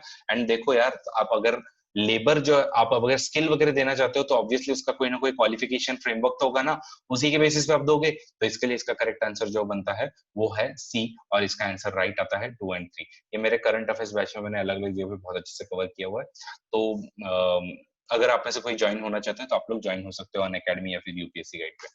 आज आते हैं हम लोग क्वेश्चन नंबर 79 पे, और ये अगेन डिफिकल्ट क्वेश्चन है, नहीं आने वाला था, बट थोड़ा सा इसमें आप लोग एलिमिनेट कर सकते हैं, ठीक है, क्योंकि स्वराज्य सभा कहीं पे भी नहीं दिया हुआ है, कोई भी स्पेक्ट्रम वेक्ट्रम या आपके एनसीईआरटी वेनसीईआरटी में कहीं पे भी कवर नहीं है। इसलिए मैं बोल रहा हूँ कि यूपीएससी 2018 का जो क्वेश्चन पेपर है ना, मोस्ट डिफिकल्ट क्वेश्चन पेपर है ये। In India home rule league, all India home rule league, या हिंदू महासभा। अरे हिंदू महासभा का नाम आज भी हिंदू महासभा है, तो इसका नाम तो आप लोग क्यों ही चेंज करोगे। Okay, which of the following change its name to लिखा हुआ है, फ्रॉम नहीं लिखा है। तो टू में आपका पता है कि भैया स्वराज्य सभा, हिंदू महासभा तो नहीं है। और ये साउथ इंडियन लिबरल फेडरेशन, थोड़ा सा अगर आप लोगों ने अगेन तमिलनाडु बोर्ड की आपने अगर अच्छे से हिस्ट्री पढ़ी हुई है तो आपको पता चलेगा कि इसका नाम जो है बाद में जस्टिस पार्टी जो है वो कर दिया गया था। तो ये भी आप लोग जो है एलिमिनेट कर सकते हो, डिपेंडिंग अपॉन आप लोग अच्छे से अपने बेसिक्स कवर कर रहे हो या नहीं कर रहे हो। तो इसके बाद में आपके पास में बचता है या तो सर्वेंट्स ऑफ इंडिया सोसाइटी या फिर ऑल इंडिया की होम रूल, और उसमें से करेक्ट आंसर आपका आता है वो है all India home rule league. तो एटलीस्ट आप 50-50% पे रिड्यूस करो, इतना ही मेरा कहना है, क्योंकि 50-50 में भी आप लोग जो है कभी कभी करेक्ट आंसर निकाल सकते हो। आते हैं हम लोग क्वेश्चन नंबर 80 पे, और क्वेश्चन नंबर 80 पे देखो अब आप लोगों से किस तरीके से हिस्ट्री पूछ रहा है। अगेन सीधा हिस्ट्री के इवेंट नहीं, आपका दिमाग लगाने की कोशिश करना है कि अरे यार सबसे पहले आर्य समाज स्टैब्लिश हुआ, या दीन बंधु नील दर्पण जो है वो लिखा गया, बंकिम चंद्र चट्टोपाध्याय ने आनंद मठ कब लिखा, या फिर सत्येंद्रनाथ टैगोर जो है वो became the first Indian to succeed in the Indian civil service examination, जो उस टाइम पे ब्रिटिश कंडक्ट करवाते थे। तो इसके लिए आपको एनसीईआरटीज नो डाउट वो लगने वाले हैं, क्योंकि उसमें नील दर्पण के बारे में बहुत अच्छे से बताया हुआ है, उसका टाइम पीरियड भी बहुत अच्छे से कवर किया हुआ है कि ये कब हुआ था करके। ठीक है, आप सबको पता है आर्य समाज कब बना है, तो इसमें आपको जो है वो स्पेक्ट्रम लगने वाला था। एंड नो डाउट आपको Satyendranath Tagore polity as well as spectrum से आपको लगने वाला है। तो इसका राइट आंसर जो है वो है बी, दैट इज दीन बंधु मित्र रोट इन द नील दर्पण। और एक्चुअली आपका सबसे पहले 1859 में नील दर्पण आया था, उसके बाद में 1863 में सत्येंद्रनाथ ने क्लियर की थी ब्रिटिश यूपीएससी, बाद में आर्य समाज 1875 में बना, और आनंद मठ जो है वो 1882 में लिखा गया था। तो देखो कैसा आपका एप्लीकेशन ओरिएंटेड हिस्ट्री यहाँ पे पूछा हुआ है। एक और क्वेश्चन मैं आपको ऐसे ही दिखाऊंगा आगे कि कैसे आपका हिस्ट्री का एप्लीकेशन आपको लगाने को लगा। आते हैं क्वेश्चन नंबर 81 पे, और क्वेश्चन नंबर 81 जो है वो आपसे पूछ रहा है कि रिवर बेड माइनिंग की वजह से क्या क्या चीजें हो सकती है। तो सिंपल है, अब ये पूरा का पूरा लॉजिकल क्वेश्चन है, इसमें नो डाउट बहुत सारे आर्टिकल्स वगैरह हुए थे कवर उस टाइम पे, बट स्टिल आप लोग देखिए रिवर बेड माइनिंग से क्या क्या होने वाला है। तो इसमें शंकर आयस में वैसे क्लियरली लिखा हुआ है, ओके, अगर आपने शंकर आयस अच्छे से कवर किए तो बहुत सारी चीजें आपकी हो जाती है। Decrease solidity in the river, salinity in the river नहीं। इनफैक्ट अगर आप लोग रिवर के आजू बाजू में अगर आप लोग कर रहे हो तो आपका सॉल्टी वाटर जो है वो इनफिल्ट्रेट होने वाला है, ऐसा शंकर आयस ने क्लियरली बोला है। समझो ऐसा भी नहीं भी समझते हो तो भी मैं आपको एक लॉजिक बताता हूँ कि क्या होता है कि अगर आप लोग रिवर बेड की सैंड जो है वो अगर आप लोग माइन कर लेते हो तो धीरे धीरे क्या होने लगता है कि आपकी और भी लोअर स्ट्रेटा की जो सॉइल है या फिर आप लोगों का जो रॉक मटेरियल है वो एक्सपोज होता है, और उसमें जो भी रॉक मटेरियल होंगे या फिर आपके और भी कोई केमिकल होंगे वो आपके ऊपर ऊपर आने लगते हैं, और सैलिनिटी आपकी डिक्रीज नहीं होने वाली है। ओके, इनफैक्ट हुई तो इंक्रीज ही होने वाली है। तो पहला स्टेटमेंट जैसे ही आपने उड़ाया आपके पास एक ही आंसर बचता है 2 एंड 3। ओके, कि pollution of the ground water होगा क्या, yes, and lowering of the water table होगा क्या, आंसर इज यस, इसलिए इसका करेक्ट आंसर बनता है आपका बी। अब हम लोग आते हैं क्वेश्चन नंबर 82 पर, और क्वेश्चन नंबर 82 आपका बात कर रहा है एग्रीकल्चरल सॉइल। ये आपके 7th का एनसीईआरटी है जिसमें सॉइल नाम का चैप्टर है, उसमें पहली लाइन जो है वो बहुत अच्छे से दी हुई है कि high content of organic matter in soil means आपका वाटर रिटेंशन बढ़ने वाला है। आपका इधर वो गलत बोल रहा है कि रिड्यूस होगा क्या, आंसर इज नो। इसलिए मैं बोलता हूँ एनसीईआरटी पढ़ना बहुत ज्यादा जरूरी है। तो आप लोग पहले को जैसे ही एलिमिनेट करते हो, आपके पास में सिर्फ एक ही आंसर बचता है, वो है 3 ओनली। फिर it doesn't matter, soil does not play any role in the sulphur cycle. तो सल्फर साइकिल जो है वो अगेन आपका इसमें दिया हुआ है। इनफैक्ट सल्फर साइकिल का बहुत मेजर रोल होता है, सॉइल का बहुत मेजर रोल होता है सल्फर साइकिल में। तो 3 को भी अगर पहले अगर एलिमिनेट 2 को अगर आप एलिमिनेट करो तो भी आप लोग जो है वो इसमें आते हो। एनीवेज, इस पहले ही स्टेटमेंट से आप लोग बता सकते हो, 7th की एनसीईआरटी के बेसिस पे बता सकते हो कि इसका राइट आंसर जो है वो बी आने वाला है करके। ओके, आई सपोज आपको एनसीईआरटी का इंपॉर्टेंस समझ में आ रहा होगा कि कैसे यूपीएससी जो है वो एनसीईआरटी से क्वेश्चन बार बार पूछते रहती है। अब आते हैं क्वेश्चन नंबर 83 पे। अगेन ये बहुत बड़ा बाउंसर था, किसी को नहीं पता था कि ये क्या है करके। ओके, सिंपल है, मुझे भी नहीं पता था, मैंने हाथ ही नहीं लगा इस क्वेश्चन को, एज इट इज छोड़ दिया। बोला दिमाग ही नहीं लगाना है, कि पता ही नहीं है थोड़ा, अगर अगर मैं इसमें दिमाग लगाऊं भी, एज इन कभी कभी होता है कि भैया पढ़ने के बाद में आप लोग आंसर निकाल पाओ, कि partnership for action on the green climate economy. तो इसमें अब हर तरफ में आपको बोला है सस्टेनेबल डेवलपमेंट 2002, मैं एलिमिनेट नहीं कर पा रहा हूँ। United nation conference on sustainable development आपका 2012, मैं एलिमिनेट नहीं कर पा रहा हूँ। अगेन 2015 का है, 2016 का, सच में एलिमिनेट नहीं कर पाया, और मैंने इसको छोड़ दिया। राइट आंसर बाद में यूपीएससी ने बोला कि इसका बी है, हम बोले ओके, क्योंकि पता ही नहीं था। अब लोगों ने यहाँ पे रिस्क ले ली कि चल यार कुछ ना कुछ करते हैं, और मैंने बोला है कि ऐसे जगह पे जहां पे आपको लग रहा है कि भैया कोई भी ऑप्शन आपका करेक्ट हो सकता है and you don't know about it, just leave that question. Simple है, समझदारी इसी में है, 100 आउट ऑफ 100 करने की जरूरत नहीं, इनफैक्ट बिना फालतू निगेटिव में चले जाओगे। आते हैं क्वेश्चन नंबर 84 पे। अगेन साइंस एंड टेक का एप्लीकेशन है, बहुत सारे लोगों ने इसमें ओवर थिंकिंग की, और साइंस में मैंने आपको बोला है जब भी एप्लीकेशन आए आप लोगों को आंसर एक ही लगाना है मोस्टली।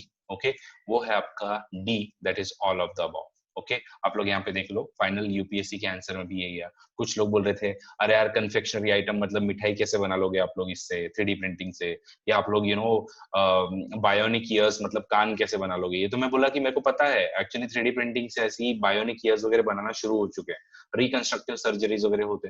तो करेक्ट आंसर सारे के सारे इसमें। डेटा प्रोसेसिंग टेक्नोलॉजी का लोग बोल रहे थे 5 को तो पक्का एलिमिनेट करो, क्योंकि डेटा प्रोसेसिंग आप लोग कैसे करोगे, इसको एलिमिनेट करके लोग बोले या तो 1-4 है या फिर 1-3-4 है। तो ऐसे कुछ भी लॉजिक लगा के इन लोगों ने किया, बट यूपीएससी ने बोला भैया इसका 5 चीजें हम लोग कर सकते हैं, और ऑल ऑफ द अबव इसका आंसर है। क्वेश्चन नंबर 85, और क्वेश्चन नंबर 85 बहुत ही सिंपल था। लोगों को लग रहा था कि यार ये देखो कितना डिटेल में पूछा है। Barren Island lies about 140 kilometre off the Great Nicobar Island. यहाँ पे लोगों को अंडमान निकोबार के बारे में अच्छे से नहीं पता, उसमें आप ग्रेट निकोबार पूछ रहे हो, तो आपको पता होना चाहिए अंडमान निकोबार जो है वो अगेन अलग अलग चीजों में डिवाइडेड है। अंडमान जो है और निकोबार है, फिर उसके बाद में आपका अंडमान अलग अलग चीजों में डिवाइडेड है। ग्रेट अंडमान है, उसमें भी लिटिल अंडमान बनता है आपका, उसमें भी आपका मिडल और मिडल, उसके बाद में नॉर्थ, उसके बाद में साउथ अंडमान बनता है। एंड इवन निकोबार में भी आपका ऐसे ग्रेट निकोबार वगैरह है, उसमें स्मॉल निकोबार है, तो ऐसे बहुत सारी चीजें हैं। तो लोग बोले यार ये तो अपने को पता ही नहीं है, मतलब लोग एकदम डर गए कि एक्चुअली ऐसा कुछ है क्या। तो आपको बता देना चाहता हूँ 2017 में ही, ओके, उस टाइम पे बहुत ज्यादा चर्चा चल रही थी, फरवरी 2017 की न्यूज है, जिसमें उन टाइम पे बोला था कि बैरन आइलैंड जो है उसका वोल्केनो अभी वापस से इरप्ट हुआ है, और क्यों इरप्ट हुआ है। तो ये बहुत सारे के सारे जो स्टैंडर्ड मैगजीन्स वगैरह हैं उन सब ने कवर किया हुआ था। सिर्फ इतना करना था आपको कि इनको अच्छे से पढ़ लेना था। लेकिन लोग क्या करते हैं, सिर्फ पढ़ते हैं उन लोग जून से वापस जून तक का। अगर आपने ये वाली गलती की है तो आप लोग नहीं कर पाओगे, क्योंकि इसमें देखो ये वाली न्यूज जो है वो फरवरी की है, तो ये मतलब उनके पिछले साल के मैगजीन में इस न्यूज को जो वो कवर किया होगा। Okay, so why did the Barren Island volcano erupt again, ये वाला ऑलरेडी बताया हुआ था 2017 में इरप्ट हुआ है करके। अब क्वेश्चन पूछ रहा आपसे, the last time the Barren Island volcano erupted was in 1991। इसको उड़ा गाइस, आपके पास में एक ही ऑप्शन बचेगा, वो है 1 ओनली। डिपेंड, दिमाग भी नहीं लगाना है कि 140 किलोमीटर है या नहीं है। ओके, तो राइट आंसर इसका यही है कि बैरन आइलैंड जो है उस पे एक्टिव वोल्केनो है इंडियन टेरिटरी का। अब हम लोग आते हैं क्वेश्चन नंबर 86 पे। अगेन 86 क्वेश्चन नंबर जो है वो पूरा का पूरा गाइज आपका यू नो शंकर भगवान ने ही बताया हुआ है। तो एक्चुअली बोलना है शंकर भगवान तेरी जय हो, और शंकर आयस से ही ये वाला क्वेश्चन जो है पूछा हुआ है। तो सिंपल है, उसमें उन्होंने बहुत सारी लिस्टिंग दी हुई है। Some invasive alien flora of India, उन्होंने एक 18-20 का नाम दिया, जिसमें से नीडल बुश, और 18वीं लिस्ट जो है वो प्रोपोसिस जूलीफोला, ओके, सॉरी, प्रोसोपिस जूलीफोरा, तो ये इसका नाम है, और इसको एक्चुअली राजस्थान में बहुत ज्यादा फेमस है। मैंने मतलब मैं राजस्थान से बिलोंग करता हूँ, मुझे पता भी है ये इन्वेजिव स्पीशीज है। ओके, इसको राजस्थान में बोलते हैं अंग्रेजी बाउलियो, मतलब अंग्रेजी बबूल का पेड़ बोलते हैं इसको। देसी बबूल का पेड़ जो है उसमें बहुत बड़े बड़े कांटे लगते हैं, और ये इंग्लिश बबूल का पेड़ इसको बोलते हैं क्योंकि ये फॉरेन टेरिटरी से आया हुआ है, ऐसा बोलते हैं। और ये गायों को वगैरह बहुत ज्यादा पसंद है, इसको हम लोग खोखा बोलते हैं। तो ये खोखा उनको काफी ज्यादा, ये एज अ फ्रूट उनको बहुत ज्यादा पसंद आता है, और ये एक्चुअली एक इन्वेजिव स्पीशी है। ओके, तो उस टाइम पे ये चर्चा में था 2016 में। 2016 में इसको बोला था कि forest department to weed out the prosopis juliflora. तो ऐसे भी था ये, and no doubt as I said कि आपका शंकर आयस ने भी इसको अच्छे से कवर किया हुआ था कि एक इन्वेजिव स्पीशीज में से आता है। तो अब आपसे यूपीएससी जब पूछ रही है कि why the plant called prosopis Prosopis juliflora was mentioned in news, it tends to reduce the biodiversity in the area which it grows. Okay, तो सिंपल है, इट्स एन इन्वेजिव स्पीशीज, इसलिए ये न्यूज में था। बाकी पेस्टिसाइड, कॉस्मेटिक वगैरह कुछ भी इसका आंसर जो है वो नहीं है। ओके, आता है क्वेश्चन नंबर आपके 87 पे, और क्वेश्चन नंबर 87 आपका कोरल रीफ से रिलेटेड है। अगेन थोड़ा सा कुछ लोग बोलते हैं इसको डिफिकल्ट क्वेश्चन है, बट मेरा बोलना है कि गाइस एनवायरनमेंट में कोरल और उसके बाद में मैंग्रोव्स, ये दो यूपीएससी के, और तीसरा आपके रामसर साइट, ये तीन इनके फेवरेट है। हर अल्टरनेट ईयर पे इस पे क्वेश्चन आपके आने ही आने। मैंने अपने करंट अफेयर्स बैच में जितने भी लोग हैं उन सबको ये सब चीजें अच्छे से सिखाई हुई है, आप लोग सब अच्छे से रिवाइज कर लेना। तो इसमें अब आपसे यूपीएससी क्वेश्चन पूछ रही है, most of the world's coral reef are in the tropical waters. Shankar IAS अगर पढ़ा है आपको पता होगा, वन तो करेक्ट है ही, मतलब आप लोग बी को एलिमिनेट कर सकते हो। More than one third of world's coral reefs are located in the territories of Australia, Indonesia and Philippines। तो लोग बोले कि यार ये तो एक्सट्रीम स्टेटमेंट है, मे बी कुछ लोगों ने उसको टू को एलिमिनेट कर दिया और उन लोग जो है वो सी पे अराइव हुए होंगे, बट एक्चुअली गाइज ये वाली स्टेटमेंट जो है वो करेक्ट है। और यहाँ पे ऐसा है भी क्योंकि आपको पता होना चाहिए ग्रेट बैरियर रीफ कहाँ है, आपकी ऑस्ट्रेलिया में, और उसी तरफ में आपका इंडोनेशिया और फिलीपींस के एरिया में जो है वो बहुत ज्यादा आपकी कोरल रीफ जो है बनी हुई है। उसके बाद में coral reef host far more number of the animal phyla than those hosted by the tropical rain forest. Answer is yes. Okay, hardly ये 0.1% जगह ऑक्यूपाई करता है, but it suppose 25% of the population. मतलब यू कैन इमेजिन कि ये कितना बड़ा जो है वो एनिमल को सपोर्ट देता है करके, फिशेस को वगैरह। तो इसलिए इसका आंसर जो है वो 1 2 3 आपका टोटल आता है। अब हम लोग आते हैं क्वेश्चन नंबर 88। अगेन यूपीएससी की तरफ से बाउंसर है, नहीं पता क्योंकि सब कुछ लगता है, मे बी आईपीसीसी भी करेक्ट हो सकता है, यूएनईपी सेक्रेटेरिएट भी हो सकता है, यूएनएफसीसी सेक्रेटेरिएट भी हो सकता है। इनफैक्ट लोग बोलेंगे यार सेक्रेटेरिएट क्यों लॉन्च करेगा, तो उस पर भी आप लोग जाओगे और बाद में इसका आंसर जो है वो यूपीएससी ने दिया सी। मैंने सिंपल छोड़ दिया, मैंने बोला हाथ नहीं लगाना है, क्योंकि यूपीएससी ऐसे क्वेश्चन पूछेगा ही, और आप लोग इसको कवर करने के पीछे मत पड़िए। एक लिमिट तक ही हम लोग इसको कवर कर सकते हैं। आप लोग अपने बेसिक्स पे कवर, आप लोग अपने बेसिक्स पे ज्यादा ध्यान दीजिए, वो अपने अच्छे से कवर करके लीजिए। ओके, तो बाकी यूएनएफसीसी जो है वो इसके सेक्रेटेरिएट क्लाइमेट न्यूट्रल नाउ, उस इनिशिएटिव को 2015 में लॉन्च किया था, और उसके बाद में 2016 में इसका न्यू पिलर मतलब मोमेंटम फॉर चेंज को लॉन्च किया हुआ था, तो ये इसको सपोर्ट देता है वगैरह, but again we just did not know about it, और इसीलिए यूपीएससी का 2018 जो सबसे डिफिकल्ट क्वेश्चन पेपर बनता है। Question number 89, again one more difficult question. Guys लोग जो है वो आर्थर वेल्सली को ही लॉर्ड वेल्सली समझ बैठे, और उन्होंने एक्चुअली इसका सही है, लॉर्ड वेल्सली ने फोर्ट विलियम कॉलेज बनाया है क्या? Answer is yes. Answer is yes. लोग बोले यार तीन तो पढ़ा हुआ है हम लोगों ने, लेकिन वो ये भूल गए कि आर्थर वेल्सली है या लॉर्ड वेल्सली है। आर्थर वेल्सली एक्चुअली इसका रिश्तेदार लगता था। फोर्ट विलियम्स कॉलेज जो है वो लॉर्ड वेल्सली ने बनाया, नो डाउट इसमें ये वाला आंसर जो करेक्ट है, बट अगेन आप लोग यहाँ पे अगर देखो तो यहाँ पे आपको देखिएगा तमिलनाडु बोर्ड की 12th की क्लास, जिसमें लिखा क्या है कि गवर्नर जनरल, मतलब उस टाइम का गवर्नर जनरल कौन था? Lord Wellesley. तो उसका ब्रदर आर्थर वेल्सली जो है उसने वहां पे टीपू सुल्तान के अगेंस्ट में वगैरह मतलब श्रीरंगीपट्टनम वगैरह जो है उसमें इन्होंने काम किया हुआ था। बट यहाँ पे आर्थर वेल्सली की बात की हुई है, कहीं पे भी यहाँ पे लॉर्ड वेल्सली की बात नहीं की। तो लॉर्ड वेल्सली और आर्थर वेल्सली में इसलिए लोगों को कंफ्यूज कर दिया, ठीक है। तो यहाँ पे 3 जो है वो गलत बनता है आपका। उसके बाद में आपसे पूछा है विलियम जॉन्स ने संस्कृत कॉलेज को एस्टेब्लिश किया था क्या? अगेन इसका आंसर इज नो, बिकॉज अगर आप लोग थीम्स का एनसीईआरटी पढ़ो तो उसमें दिया हुआ है कि सर विलियम जॉन्स जो है उसने एशियाटिक सोसाइटी ऑफ बंगाल जो है वो एस्टेब्लिश की हुई थी। जिसमें इनका जो अकबरनामा वगैरह इन सबको इनको ट्रांसलेट करना था, तो वो सब इन्होंने करवाया था 1784 वगैरह में। तो इसलिए ये भी आपका गया। अब आपके पास में सिर्फ एक ही आंसर बचता है और वो है बी। तो गाइज इसका मतलब आपको क्या समझ में आ रहा है? अच्छे से एनसीईआरटी तो करनी ही करनी है, तमिलनाडु बोर्ड का भी आपको क्लास 12 का बुक करना है, एंड नो डाउट स्पेक्ट्रम पे भी आपको अच्छी पकड़ बना के रखनी है। अगर यूपीएससी ने ऐसा कुछ पूछ लिया तो आपको आउट करने वाली है। तो इन सब चीजों पे ज्यादा रिवीजन की कोशिश कीजिए। ओके, अब हम लोग आते हैं क्वेश्चन नंबर 90 पे, और क्वेश्चन नंबर 90 काफी इजी था।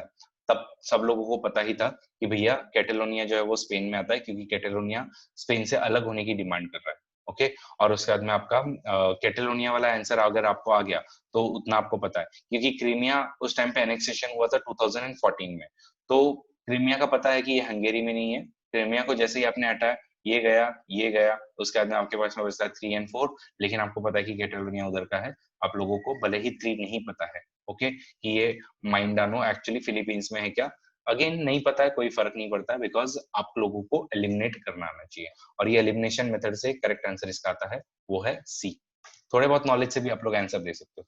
ये देखो अगेन यूपीएससी ने कैसे डिफिकल्ट क्वेश्चन पूछा हुआ है, एकदम डिफिकल्ट, मतलब इसमें कहीं पे भी आप लोग ऐसे ईयर जो है वो याद नहीं करते, और ये आया भी जो है वो पोस्ट इंडिपेंडेंट हिस्ट्री से आया हुआ है। यूजुअली प्रीलिम्स में कोई भी पोस्ट इंडिपेंडेंट हिस्ट्री कवर करके नहीं जाता। इसमें से मे बी आप लोग इतना तो दिमाग में लगा ही सकते हो कि गोवा जो है वो इंडिपेंडेंट बना, तो आपको इतना तो पता है कि भैया क्रोनोलॉजी में जो कुछ करने वाले हो, तो आपको यहाँ पे पूछा हुआ है कि विच of the following is correct chronological sequence in the above events. Okay, तो इसमें से आपको इतना तो पता है कि 4 जो है वो आपका सबसे या तो लास्ट में आना चाहिए, इतना आप लोग सिर्फ निकाल सकते हो। बट फिर भी सारी की सारी चीजें आपकी क्लियर नहीं होती है। ओके, 4 आपका लास्ट में आना चाहिए, इतना आपको समझ में आता है।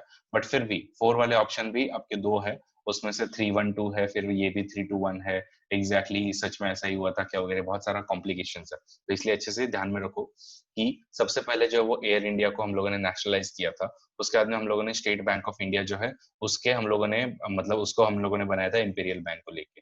फिर उसके बाद में 1957 में हम लोगों ने कम्युनिस्ट पार्टी जो है, ओके, तो उधर सबसे पहले 1957 में गवर्नमेंट बनी थी और उसको गिरा भी दिया गया था 1958-59 में। अगर आपने थोड़ी सी पॉलिटिकल साइंस की एनसीईआरटी अगर पढ़ी हुई है तो आप लोगों को मे बी थर्ड जो है और फोर्थ जो है वो आप लोग लगा सकते थे सीक्वेंस, कि 3 और 4 का सॉरी आपका इसका मतलब कम्युनिस्ट पार्टी वाला, ओके, यानी 1 और 4 जो है वो लगातार आने वाला है, ये वाला आप लोग में भी ऐसा लगा सकते थे।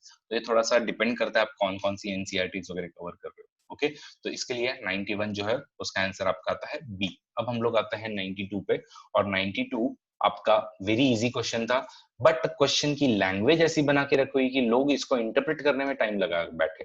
पहले ही क्वेश्चन पेपर डिफिकल्ट, उसमें अगेन आपका और टाइम जो है वो वेस्ट कर रहे हैं। कैसे कर रहे हैं? Right to privacy is protected as an intrinsic part of the right to life and personal liberty. Which of the following in the Constitution of India correctly, appropriately imply the above statement? उसमें आपसे पूछ रहा है article 14 और 42nd amendment. आप बोल रहे हो यार यहाँ पे क्या बोल रहा है, आर्टिकल 17 और डीपीएसपी में भी आप लोग अगेन दिमाग लगा रहे हो क्या चल रहा है। बट अगेन इसका राइट आंसर जो वो सिर्फ एक ही था, और वो था सी। सिर्फ आपको गुमराह करने की कोशिश कर रहे थे, और उस टाइम पे बहुत सारी ये चर्चा में भी चल रहा था, बिकॉज राइट टू प्राइवेसी को उस टाइम पे आपका फंडामेंटल राइट जो वो डिक्लेयर किया हुआ था। तो ये अगस्त 2017 की न्यूज है, लेकिन यूपीएससी सीधा आपके मुंह में कोई भी निवाला नहीं देने वाली है, घुमा फिरा के आपको लेना पड़ेगा उसको। ओके, आते हैं क्वेश्चन नंबर 93 पे। Again very easy question, simple है, मैंने बहुत बार लॉजिक से लोगों को समझाने की कोशिश भी की हुई है। भैया कौन कौन से क्रॉप जो है वो एमएसपी के अंडर में कवर्ड है, ये सारी की सारी आपके क्रॉप जो है वो 23 क्रॉप्स कवर्ड है, उसमें से सुपारी आप लोग क्यों कवर करवाओगे? एक को जैसे ही हटाते हो आपके पास में सिर्फ एक ही ऑप्शन बचता है, वो है B, that is 2, 4, 5 and 6 only. Okay, so UPSC ने एक्चुअली आपसे पूछा है कि एमएसपी हम लोग किस किस के लिए देते हो। लॉजिक से करते तो आपको हो ही जाता, एंड नो डाउट थोड़ा सा एग्रीकल्चर के बारे में पता होना चाहिए। मैंने ये वाली स्लाइड में कौन सी खरीफ क्रॉप है कौन सी रबी क्रॉप है ये तो दिया ही है, क्योंकि इस पे भी यूपीएससी क्वेश्चन पूछ चुकी है। बट उसके अलावा मैंने आपको कौन से 23 आपकी कमोडिटीज है उसके बारे में भी पूरी पूरी इंफॉर्मेशन दी हुई है। अब हम लोग देखते हैं क्वेश्चन नंबर 94, और ये आपका again Pakhui wild life sanctuary कहाँ पे लोकेटेड है उस पर क्वेश्चन पूछा है। Answer is Arunachal Pradesh. अलग अलग जगह पे मैंने बहुत सारे लोगों को सिखाया हुआ है कि मैंने उनको लिस्टिंग दी हुई है, और एक्चुअली मैंने ये दी हुई है, आपको भी दे देता हूँ कि यहाँ पे आप लोग देख सकते हो पखोई वाइल्ड लाइफ सेंचुरी जो वो अरुणाचल प्रदेश की है। इसी के अलावा मणिपुर, मेघालय, मिजोरम, इन सब की भी आप लोग जो है साइड बाय साइड याद कर लेना। अब हम लोग आते हैं क्वेश्चन नंबर 95 पे, और क्वेश्चन नंबर 95 जो है वो आपका आपका रिलेटेड है जीएसएलवी रिलेटेड। ओके, तो जीएसएलवी आपका इसमें पहला, ये तो मैंने पीएसएलवी जीएसएलवी मेरे साइंस एंड टेक के लेक्चर्स में बहुत अच्छे से कवर करवाया, और मैंने बोला है कि अगर आप लोग चाहते हो साइंस के लेक्चर्स है तो आपको मिनिमम एटलीस्ट 50 लोगों ने यहाँ पे आंसर जो है वो बोलना होगा कि yes sir we want science and tech का लेक्चर। जिस दिन 50 कंप्लीट हो जाएगी उस दिन मैं अपनी साइंस टेक जो है वो सबके लिए वापस से फ्री में यहाँ पे लॉन्च कर दूंगा। ओके, तो PSLV launch the satellite useful for the earth resource monitoring, whereas GSLV जो है वो communication satellite launch करता है। Answer is yes। उसके बाद में satellite launched by PSLV appear to remain permanently fixed in the same position in the sky as viewed from the particular location in the earth. अरे भैया वो जियो stationery की बात करते हैं, और जियो स्टेशनरी जो है वो जीएसएलवी से होगा। सेकंड स्टेटमेंट आपका रॉन्ग है। जैसे ही आपका सेकंड स्टेटमेंट रॉन्ग हुआ, आपके दो ऑप्शंस आपने उड़ा दिए, अब वन ओनली या फिर थ्री ओनली। तो थ्री ओनली में याद रखो जीएसएलवी एमके3 जो है वो 4 स्टेज नहीं है, रादर जीएसएलवी एमके3 जो है वो आपका 3 स्टेज का ही रॉकेट है, याद रखना। Okay, stage number 1, stage number 2 और स्टेज नंबर 2, और उसके बाद में आपका ये ऐसे ही आपके 3 जो है वो स्टेजेस है। तो सिर्फ इतना याद रखो अच्छे से कि इसके सिर्फ 3 ही स्टेजेस है, और उसकी डिस्क्रिप्शन अगेन मैंने जीएसएलवी एमके3 की दी हुई है, बिकॉज ये सब जो है वो अलग अलग टाइम पे अभी हम लोगों ने यूज किए हैं, और खास करके चंद्रयान 2 के मिशन के लिए भी हम लोगों ने यूज किया था। ये जुलाई 2020 की न्यूज में है, वापस इस पर कुछ ना कुछ क्वेश्चन बन सकता है। ओके, तो और उस टाइम पे क्यों क्वेश्चन पूछा हुआ था, बिकॉज इसका जीसैट 19 जो है वो हम लोगों ने लॉन्च किया था। ओके, 2017 में, तो इसलिए यूपीएससी ने उस पर क्वेश्चन जो पूछा हुआ है।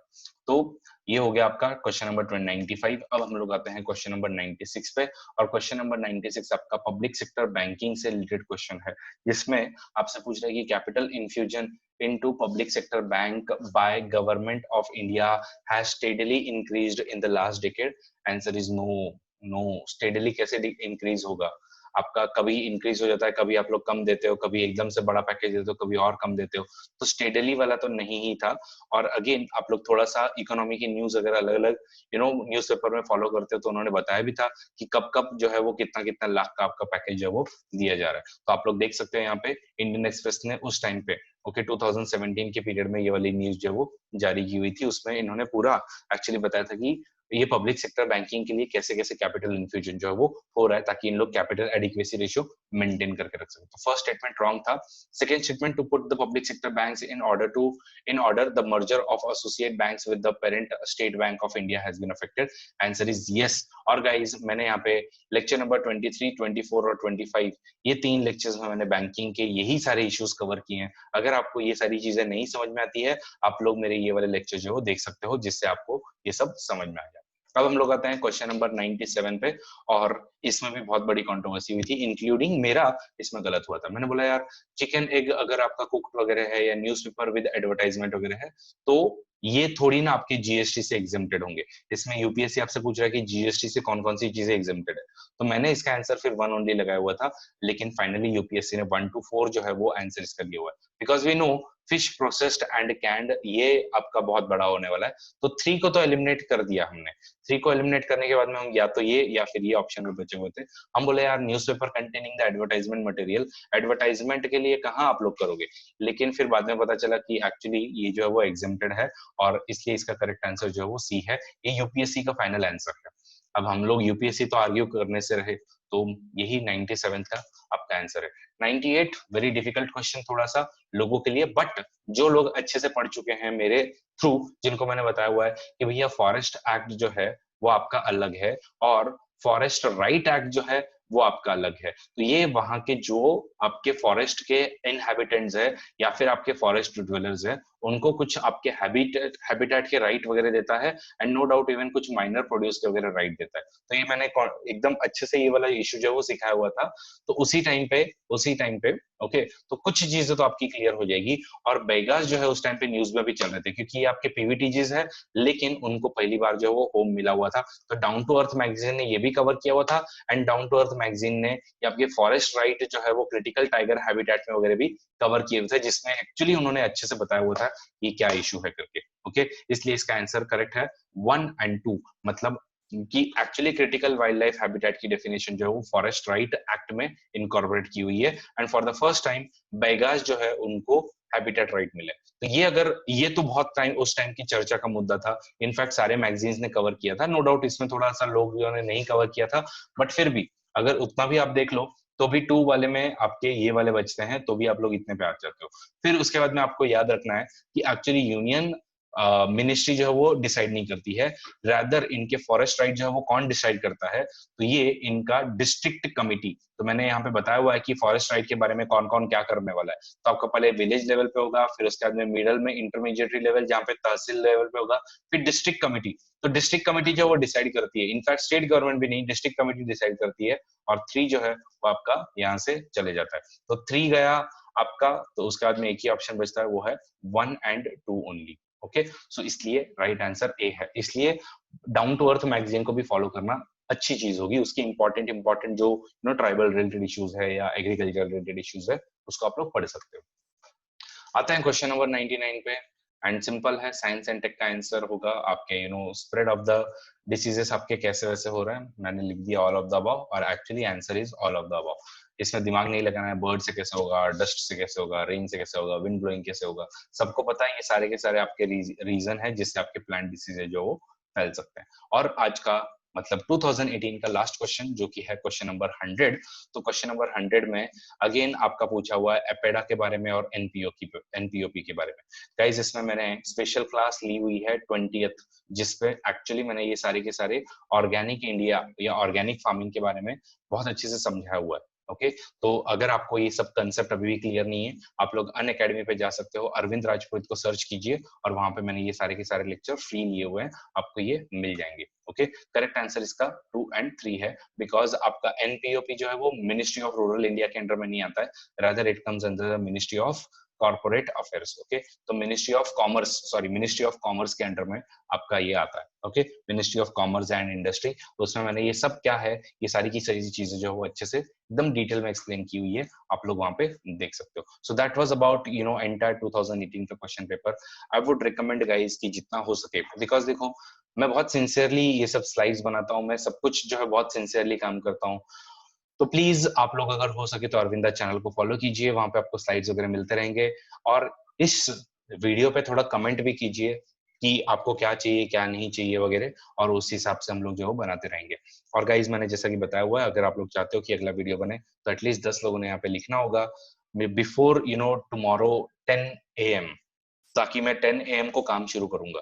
तो उसके पहले आप लोगों को मुझे बताना होगा, तो ही मैं जो है वो 2017 की वीडियो बनाऊंगा। Otherwise guys that was all which I had to give you. And फिर आई एम सपोजिंग कि आप लोग मेरे वीडियोस एंजॉय नहीं कर रहे हो, तो भैया जिस काम को आप लोग एंजॉय नहीं कर रहे हो, फिर मैं उसमें क्यों अपना मनी टाइम सब कुछ इन्वेस्ट करूं। इट्स बेटर कि मैं फिर रोक देता हूँ। Okay, so guys it's up to you now, ball is in your court. अगर आप चाहते हो तो आपको कमेंट करना ही पड़ेगा। बाकी आपको बता देना चाहता हूँ, नीरव चैनल को फॉलो कीजिए, वहां पे भी हमारे ऐसे ही वीडियोस आ रहे हैं, एंड हमारी बैचेस जो है वो लॉन्च हो रही है, आप लोग भूलिएगा मत। ओके, तो यूपीएससी एमपीएससी सारे batches, political science, current affairs सारी आ रही है, जिसमें हम लोग क्वालिटी सिखा रहे हैं, ताकि हमारा एक ही एम है कि आप कहीं से भी ठगे ना जाओ। आप कभी भी जब वीडियो देख रहे हो, 1 घंटा 1.5 घंटा जो भी है, आपको 1 मिनट के लिए भी नहीं लगना चाहिए कि यार मेरा टाइम वेस्ट हुआ है। मैं इसलिए सारे सोर्सेस रिसोर्सेस कवर करने की कोशिश कर रहा हूँ और मेरा लॉजिक तक एक्सप्लेन करने की कोशिश कर रहा हूँ। तो गाइज इसी के साथ में मैं अलविदा लेता हूँ, और डिपेंड करता है कल लेक्चर होगा या नहीं होगा। 10 कमेंट्स एक्चुअली बाहर होने चाहिए मेरे, लाइव चैट में नहीं। लाइव चैट में तो आप लोग यस वगैरह लिखते हो दिखेगा नहीं, बट बाहर होने चाहिए कि लीजिए करके, तभी मैं आपका लेक्चर लूंगा। Okay, bye bye.